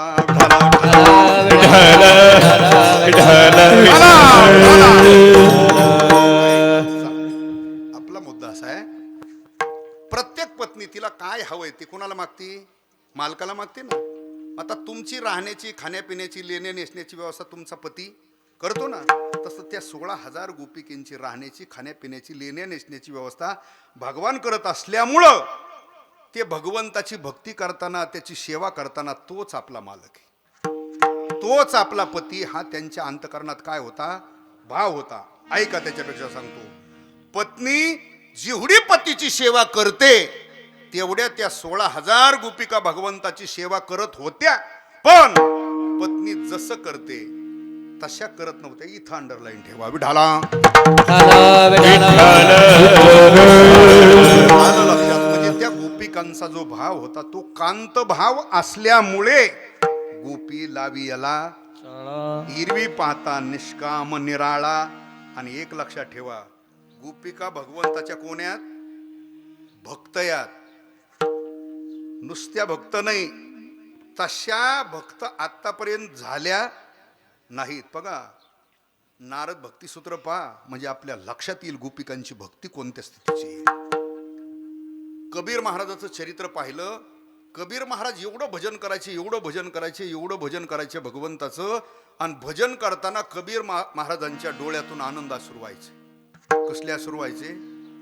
आनंद अश्रू व्हायचे. जे डोळ्यातून आनंद अश्रू खाली पडत होते त्याचे खड्डे पडायचे. पत्र्याचं पाणी पडल्यावर काय होतं? नाही, खाली पडतात ना. तसं कबीर महाराजांच्या चरित्रात वर्णन केलं. कबीर महाराजांच्या डोळ्यातून जे आनंद अश्रू खाली पडत होते त्याचे काय पडले होते? खड्डे पडले. लोक कबीर महाराजांचं भजन पाहून त्यांची स्तुती करायच्या. वा, काय कबीरांचं भजन आहे, काय कबीरांचं प्रेम आहे, काय कबीरांचा भाव आहे, काय कबीरांचं प्रेम आहे. अशी लोक काय करायचे? स्तुती करायचे. कबीर महाराजाला ती स्तुती आवडत नव्हती. त्यावेळेला कबीर महाराजांचं वाक्य, कबीर कबीर क्या कहता है जा जमुना के तीर. कबीर महाराज म्हणतात, अरे कबीर कबीर काय करता? कबीराची काय भक्ती, कबीराचं काय प्रेम आहे. अरे यमुनेच्या तीरावर जा, एका एका गोपिकेचं भगवंताच्या भक्तीचं एवढं प्रेम आहे. त्या एका गोपिकेच्या भक्तीच्या प्रेमाच्या पुरात माझ्यासारखे कोट्यावधी कबीर वाहून जातील, एवढं प्रेम आहे. सोपी गोष्ट आहे का? कबीर महाराज म्हणतात माझ्यासारखे कोट्यवधी कबीर एका गोपिकेच्या भक्ती प्रेमाच्या पुरात वाहून जातील, एवढी गोपिकांची भक्ती होती. गोपिका पत्न्या नाही, गोपिका भगवंताच्या खऱ्या भक्त आहेत, त्यांचा भाव कांतय. म्हणून महाराजांना म्हणावं लागलं गोपी लावी याला चाळा आईसा भक्ताचा. आणि जर गोपिका पत्नी असत्या तर इथं हे प्रमाण लागलं नसतं ना, आईसा भक्ताचा. त्या पत्न्या नाही, भगवंताच्या भक्त आहेत, म्हणून त्यांचा भाव तसा होता. म्हणून आईसा भक्ताचा लागे तैसी लावी प्रीत, होय भक्ती केला पुरवी धराविती. आणि भगवान भक्ता करता जशी इच्छा आहे, हिरवी पाहता भगवंताच्या मूळ स्वरूपाचा जर विचार केला तर ते सद चिद आनंद रूपे निर्गुण निराकार स्थितीत असलेलं जे शुद्ध ब्रह्मचैतन्य. पण भक्ता करता भगवान परमात्मा आपलं मूळ निर्गुण स्वरूप सुद्धा सोडतो. आणि भक्ता करता कसा होतो तो? तो का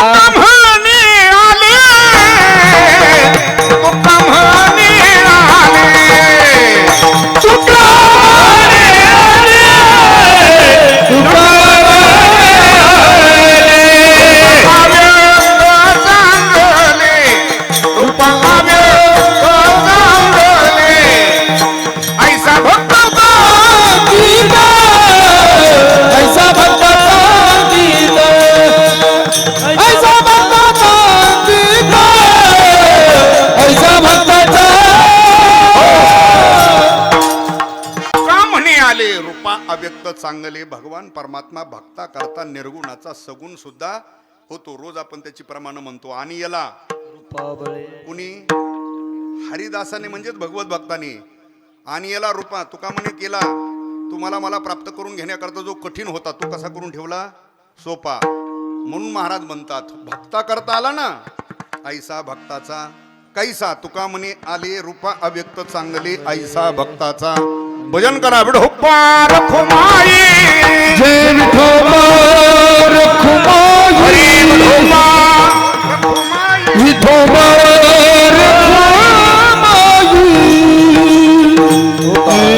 विठोबा रखुमाई जय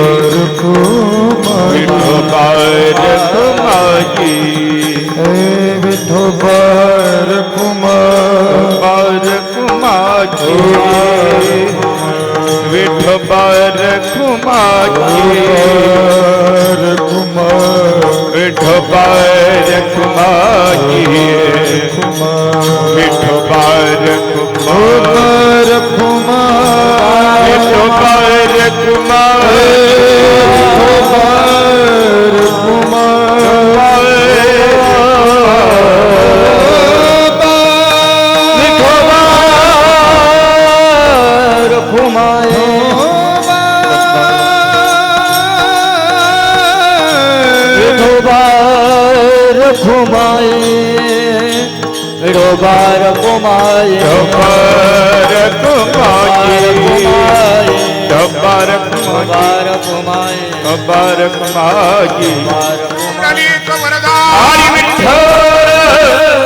ज्ञानदेव कृष्ण भगवान की जय. ढोबा ढोबा ढोबा ढोबा ढोबा.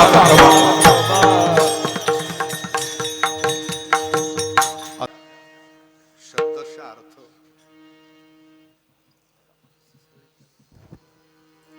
आपल्या समोर मी ठेवण्याचा प्रयत्न केला. आता काला म्हटलं की त्याच्यात भगवंताचं अगम्य अशा प्रकारचं चरित्र आहे. नाना प्रकारच्या खोड्या अनंत प्रकारचे गाराणे पण वाजलेत. पुढे बहुत चरित्र अगम्य अशा प्रकारचे नाना प्रकारच्या खोड्या अनंत प्रकारच्या लीला आहेत. आता आपण तास सव्वा तासात 1.5 तासात काय वर्णन करणारे. ज्यांचं आयुष्य गेलं त्यालाही भगवंताचं वर्णन झालं नाही. मी तो अल्पमती हीन काय वर्णू तुमचे उदके तारिले पाषाण हे महिमान. अनंत प्रकारच्या खोड्या अनेक गाराणे यशोदेकडे येऊ लागली. आता सगळे गाराणे सांगणं शक्य. यशोदे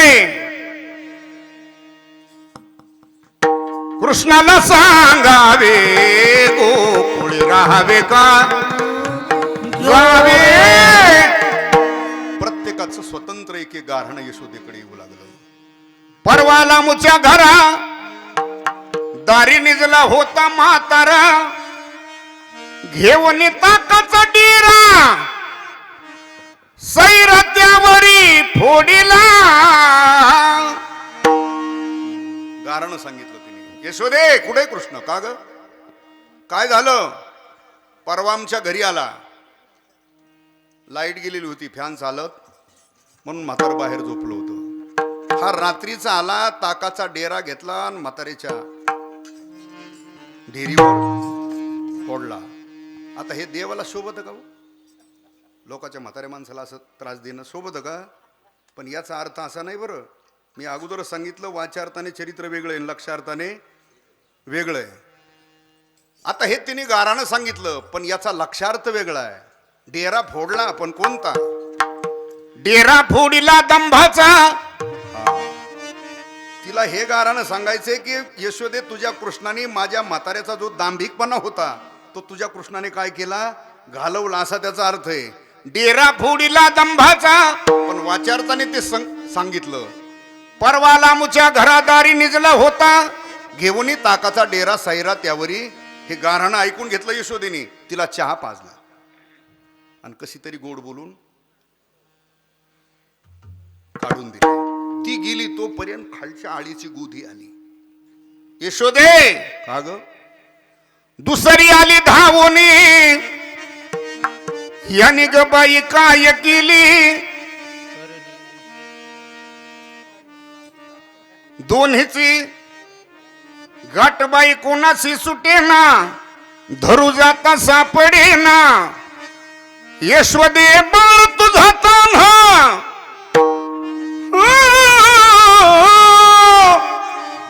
कुठवर सोसू मी धिंगाणा, सोसू मी धिंगाणा, कुठवर सोसू मी धिंगाणा, सोसू मी धिंगाणा, कुठवर सोसू मी धिंगाणा, सोसू मी धिंगाणा, सोसू मी धिंगाणा.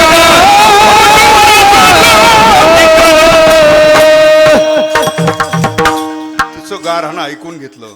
तिला स्पेशल कॉफी पाजली, तिला गोड बोलून कशी तरी काढून दिली. तोपर्यंत दुसरी आलीच, पदर खुसूनच आली. यशोदे का ग? कुठे कृष्ण? हा का खेळतो म्हटली. काय झालं तुझं? तिने सांगितलं, अगं आज आपल्या कालेची सप्ताची सांगता होती. मी सकाळी लवकर उठले, दारात टाकला, साडा सुंदर काढली. हा, आणि तुला तर माहिती, पुणे जिल्ह्यात रांगोळीच्या स्पर्धेत माझा पहिला आलेला आहे, मला मिळालेलं आहे. हा पळत आला, अष्टदळ काढिले अंगणी, वरी मुते चक्र पाणी. मी सकाळी रांगोळी काढली, हा पळत पळत आला आणि त्या रांगोळीने काय केलं? हे बरं दिसतं का हो देवाला? लोकांच्या घराच्या पुढच्या रांगोळीवर जाऊन बरं दिसतंय का? हे देवाला शोभत. देवानी असं करू, आपल्या पोरांनी केलं तरी चालतं. बरं, तुमच्यानी लायसन काढल्यावर दिसतंय कसंही वागायचं. चला ऐका, हे सुद्धा चरित्र असं नाही. ते चरित्र हे वाचार्थाने चरित्र आहे. असं कशाने चरित्र आहे? हे अष्टदळ काढिले अंगणी, वरी मुते चक्र पाणी, हे वाचार्थाने चरित्र आहे. अर्थ असा नाही, त्याचा अर्थ वेगळा आहे, त्याचा लक्षार्थ वेगळा आहे. कसा आहे तो? बघा, ज्या गोपिकेने आपल्या दारामध्ये अष्टदळ काढलं होतं. अष्टदळ म्हणजे ज्या फुलाला पाकळ्या किती, हा, त्याला कोणतं दळ म्हणायचं? अष्टदळ म्हणायचं. ती रोज आपल्या दारामध्ये अष्टदळच काढीत होती. का काढीत होती? ऐका त्याचं कारण. ती सामान्य कुणी नव्हती. तिला अष्टमा सिद्धी प्राप्त होत्या. किती? अष्टमा सिद्धी प्राप्त होत्या. आता काही काही डोंगर दर्या तिकडे तिकडे काही काही बसलेले असतात ना, त्यांना एकच सिद्धी प्राप्त आहे. कोणती? वाच्या सिद्धीत. कोणती सिद्धी म्हणायची त्याला? पर ते वाच्या सिद्धीच्या जोरावर असं करतं. एखादं दरिद्री असलं आणि त्याला म्हटलं ना तुझं काय, काहीच काही होतं. एखाद्याचं बरं चाललंय बिचाऱ्याचं खाऊन पिऊन, त्याला जर म्हटलं ना तुझं की होतंय. कशाच्या जोरावर? हा, आणि मग लोक वावा, हो महाराज ते अवघड आहे. ते म्हणलं की सगळं खरंच होतो. हो महाराज तिचं अवघड आहे. एवढं बेयाला का ती भोकाडी काय? ऐका, मग लोक स्तुती करतात, पण त्या सिद्धीच्या जोरावर ते करतं काय? शाप देऊन कोणाचं वाटुळं करतंय ना आशीर्वाद देऊन कोणाचं कल्याण करतंय. पण त्याचा स्वतःचा उद्धार होईल याची शाश्वती हे ध्यानात ठेवा. नाथ महाराज म्हणतात, सिद्धी लावी पिसे कोण तया पुसे नेले राजहंसे पाणी. काय सिद्धीवाल्याला वारकरी संप्रदायामध्ये मान्यता आहे का नाही, त्याचं पुढं कारण सांगतो. आता ज्याला एक सिद्धी प्राप्त आहे त्याची लोक जर एवढी वाहवा करतात, मग आता जिला 8 सिद्धी प्राप्त होत्या ती काय पायाने चलत असेल काय? हा, तिला अहंकार होता. कशाचा? सिद्धीचा अहंकार होता. जे गोकुळातले गोपाळ होते, ज्या गवळणी होत्या, गोकुळवासी लोक होते, ते सगळ्याला तुच्छ समजायचे. काय समजायची? गोपाळांना, गवळणीला, गोकुळवासी लोकांना सगळ्यांना तुच्छ समजायचे. यांचं काय खरंय? आमच्यासारखं नाही. यांचं काय खरंय? रामकृष्ण हरी विठोबा रुक्माई आमच्यासारखं. मग भगवंताला तिला हे दाखवून द्यायचं होतं, बाई असल्या अष्टमा सिद्धी ज्याने ज्याने प्राप्त केल्यात ना, त्या सिद्धीवाल्यावर मी येते का लक्षात? म्हणजे माझ्याजवळ एवढी लायकी आहे सिद्धीवाल्याची. किती? त्या सिद्धीवाल्यावर मी. ऐका, मग हे सांगून द्यायचं होतं, बाई त्या सिद्धीचा अहंकार सोड आणि वैष्णव या भूमिकेत ये. कोण्या भूमिकेत? माझ्या स्वरूपाशी एकरूप व्हायचं असेल तर त्याला निका वैष्णव लागतो. वैष्णव निका. सिद्धीवाल्याला माझ्याजवळ स्थान नाही, हा त्याचा लक्षार्थ आहे. एवढाला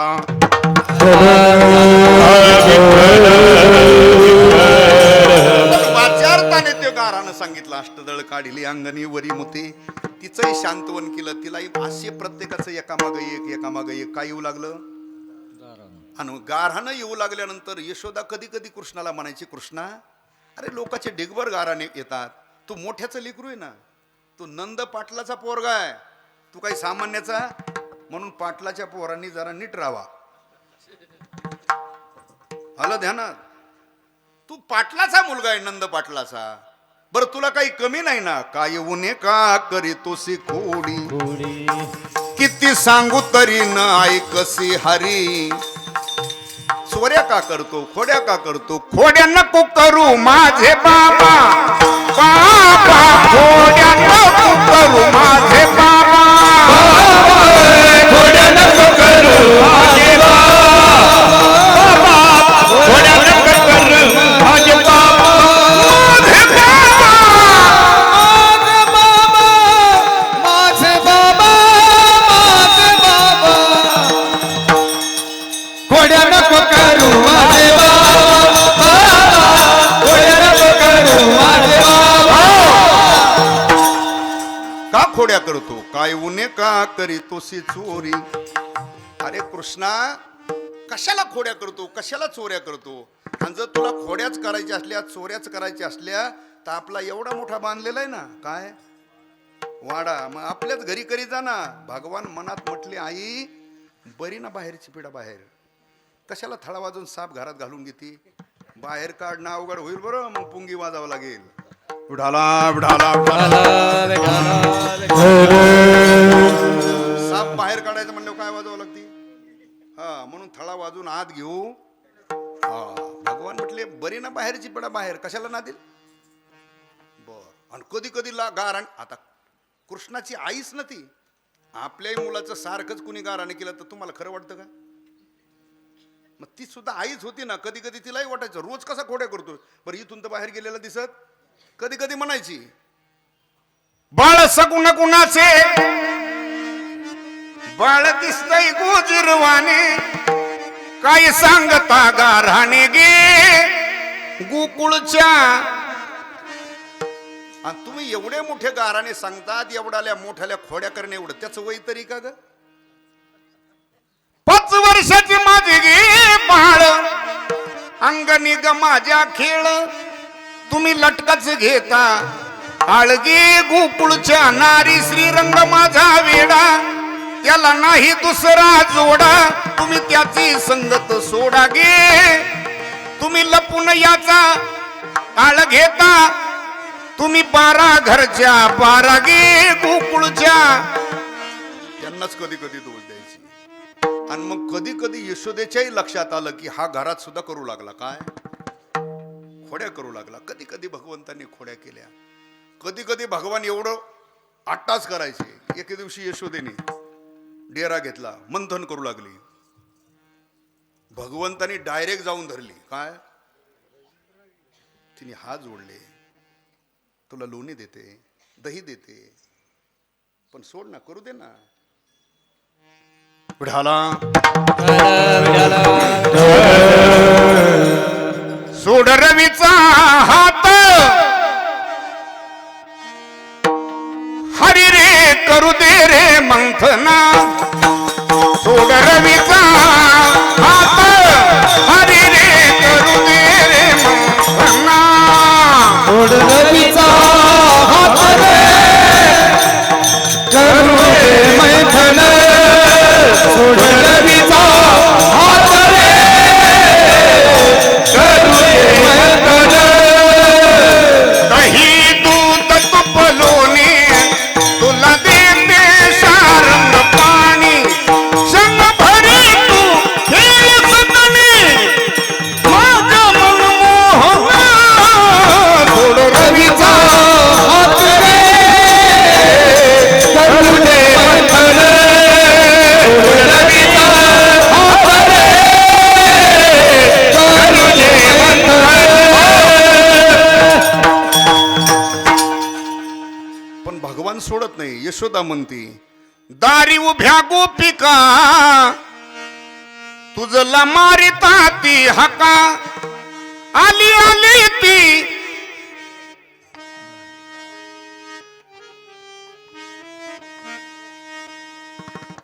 आली आली ती राधिका.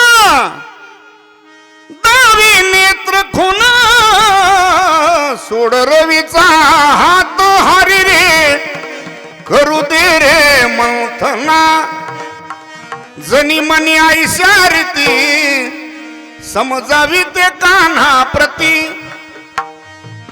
सकळ जाणे श्रीपती अंतरेच्या खुना. सोड रवीचा हात, हरी रे करू दे रे मंथना. अशा ज्या वेळेला घरात अनेक खोड्या केल्या, त्यावेळेला यशोदेने विचार केला की ह्या ज्या सांगत होत्या यांचं काही खोट. आणि मग सांगितलं, कृष्णा बाद झाला, आता तू काही इथं ठेवायच्या लायकीचा राहिला. मग चल म्हटली, आता तुला शाळेत घालते. भगवान म्हटले, कोणत्या शाळेत घालते ग? मराठीला टाकते का इंग्लिश मिडियमला टाकते? त्यावेळेची शाळा म्हणजे गाई राखायची शाळा. हो, सांगितलं कोणती शाळा? उद्या जाई राणा सवे घेऊन गोधना. उद्यापासून गाई राखायला जात जा, बा झाला आता शहाणपणा. भगवान म्हटले, ठीक आहे, तुझी इच्छा आहे तर मी जातो. भगवंताला छोट्याशा चपला बनवल्या, छोटीशी घोंगडी, मोरपिसाचा मुकुट, शिदोरी, छोटीशी काठी वाजवायला, हा पावा, सगळं दिलं. जात जा म्हटले आता उद्यापासून रोज. भगवान म्हटले, ठीक आहे, आता वृंदावनात राहिलेलं काही कार्य करायचं होतं, पुढे बहुत करणे. पण भगवंतानी विचार केला, मी एकटा जाऊन काहीच होणार. अहो, साधं कीर्तन एक करायला एवढा लवाजमा लागतोय. गाणारे पाहिजे, वाजवणारे पाहिजे, सिस्टीम चांगली पाहिजे, मंडप, श्रोते, महाराज, हे सगळं पाहिजे. काय करायला? भगवंताला ते एका अवतारातलं कार्य करायचं होतं. मग भगवान म्हटले, काय करावं? मग भगवंताचे जे सवंगडी होते ना गोपाळ, भगवान त्यांच्याकडे गेले आणि सांगितलं, मला यशोदेने आता उद्यापासून गाई राखायला जायचं सांगितलं. आता मी एकटा जाऊन तिथं काही करू शकत नाही, पण तुमच्याकडे बी सगळ्याकडे 2-2, 4-4 आहेत ना घरी. काय अरे तुम्ही गाया घेऊन सारे गोपाळ रानात या. बर, गेले सगळे. गाई गोपाळ सौंगडे वना. गाई गोपाळ सौंगडे वना. गाई गोपाळ सौंगडे वना. गेले वृंदावनात. नाना प्रकारचे खेळ झाले, हमामा, बिटी, दांडू, लगोऱ्या, चेंडू, आट्या पाट्या, नाना प्रकारचे खेळ झाले. गोपाळाने सांगितलं, कृष्ण आपलं 10 ते 12 होतं टिपलेलं, आता वाजलेत 12:15. बास बाबा, आता खांदी भार. काय खेळा याची सुका म्हणे, आता खेळ सारावा, झाली आता वेळ म्हणती आणा. भगवान म्हटले, ठीक आहे, बास तर बास. आणले सगळे गोपाळ एकत्र करून. यमुनेच्या वाळवंटामध्ये, हा द्वापार युगातला प्रसंग आहे. कधीचा आहे तो? द्वापार युगामध्ये यमुनेच्या वाळवंटामध्ये सगळ्या गायी एकत्र आणल्या, एकत्र बसवल्या, सगळे गोपाळ एकत्र केले, सगळ्यांच्या शिदोऱ्या एकत्रित केल्या.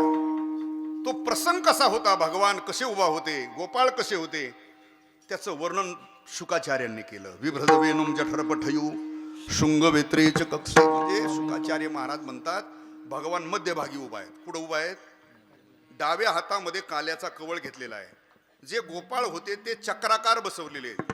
छोटे छोटे गोपाळ जवळ, मोठे त्याच्या बाजूने, त्याच्यापेक्षा मोठे म्हणजे कमळाच्या आकारासारखे असे गोपाळ बसवलेले आहेत. भगवान मध्यभागी उभा आहेत. डाव्या हातामध्ये काल्याचा कवळ घेतलेला आहे. मोर पिसाचा मुकुट जो डोक्यात होता ना, तो काढून इथं धरलेला आहे. असा वाजवायचा पावा होता, तो कमरेला खोसलेला आहे. भगवान मध्यभागी उभा आहे आणि भगवान गोपाळांना म्हणतात, गड्याओ काला तुम्हाला देतो खरा, पण भजन केलं तर करता का?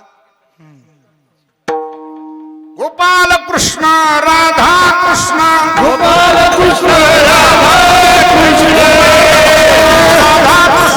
गोपाल कृष्ण राधा कृष्ण गोपाल कृष्ण राधा गोपाल कृष्ण राधा राधा कृष्ण गोपाल कृष्ण राधा कृष्ण राधा गोपाल कृष्ण राधा कृष्ण हरी कृष्ण भगवान की तो काला भगवंतानी यमुनेच्या वाळवंटामध्ये स्वतःच्या हाताने सर्व गोपाळांना दिला. तीच काल्याची परंपरा. कलियुगामध्ये तोच काला माऊली महावैष्णव ज्ञानोबारांनी चंद्रभागेच्या वाळवंटात दिला. एकच टाळी झाली चंद्रभागे माझा ज्ञानराज गोपाळासी. मग तो काला ज्ञानोबारांनी चंद्रभागेच्या वाळवंटात दिला. आणि तीच काल्याची परंपरा आपल्या वारकरी संप्रदायामध्ये ज्ञानोबराय, तुकोबराय, नामदेव महाराज, नाथ महाराज, निळोबराय आदी करून संतांनी वारकरी संप्रदायामध्ये ती परंपरा घालून दिली.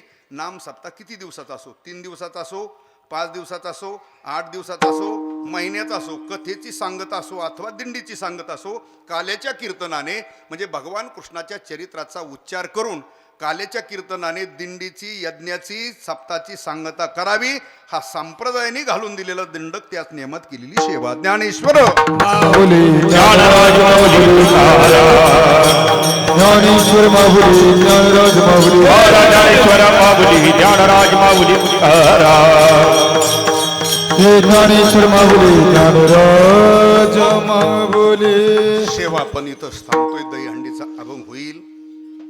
तो प्रसाद प्रत्येकाला जागेवर भेटेल. कोणी गोंधळ गडबड करायची नाही. विठ्ठल जय जय जय विठ्ठल विठ्ठल जय जय विठ्ठल जय जय विठ्ठल विठ्ठल जय जय विठ्ठल. शिंके लावियले दुरे तिघाचे मी भरी भारी दोहीकडे मुख पसरून निगडी भातीच्या बारा बाजे दोजीच्या कोपरा भारी दोहीकडे मुख पसरोनी तुका म्हणे हाती ठोकाने कबुने निधिक कडे मुख पसरुनी कंठी धरिला कृष्ण मनी अवघाजनी प्रकाश कालावरो एकमेक वैष्णव निकास ब्रह्म अकोलिया ब्रह्मादिका उत्तम लोका दाखवू कालावरो एकमेक वैष्णव निकास ब्रह्म म्हणे भूमंडळी आम्ही बळी विरगाडे कालावरो एकमेक वैष्णव निकास ब्रह्म गोरे वेळे वाकुडे उत्तरे क्षमापराध राजे उच्चारला अधिकार मी आपोला क्षमापराध महाराज ज्ञानेश्वराला कापाया पैकी करा क्षमापराध महाराज तुम्ही ज्ञानदेव तुकाराम ज्ञानदेव तुकाराम. झाले समाधान तुमचे दिले तर आता उठावेचे म्हणा येत नाही नारायण सुरवारी कपणे ते सापडले आता उठावेचे म्हणा येत नाही नारायण का म्हणे भोग गेला निवारी लागा गाता उठावे से मना आरते चक्र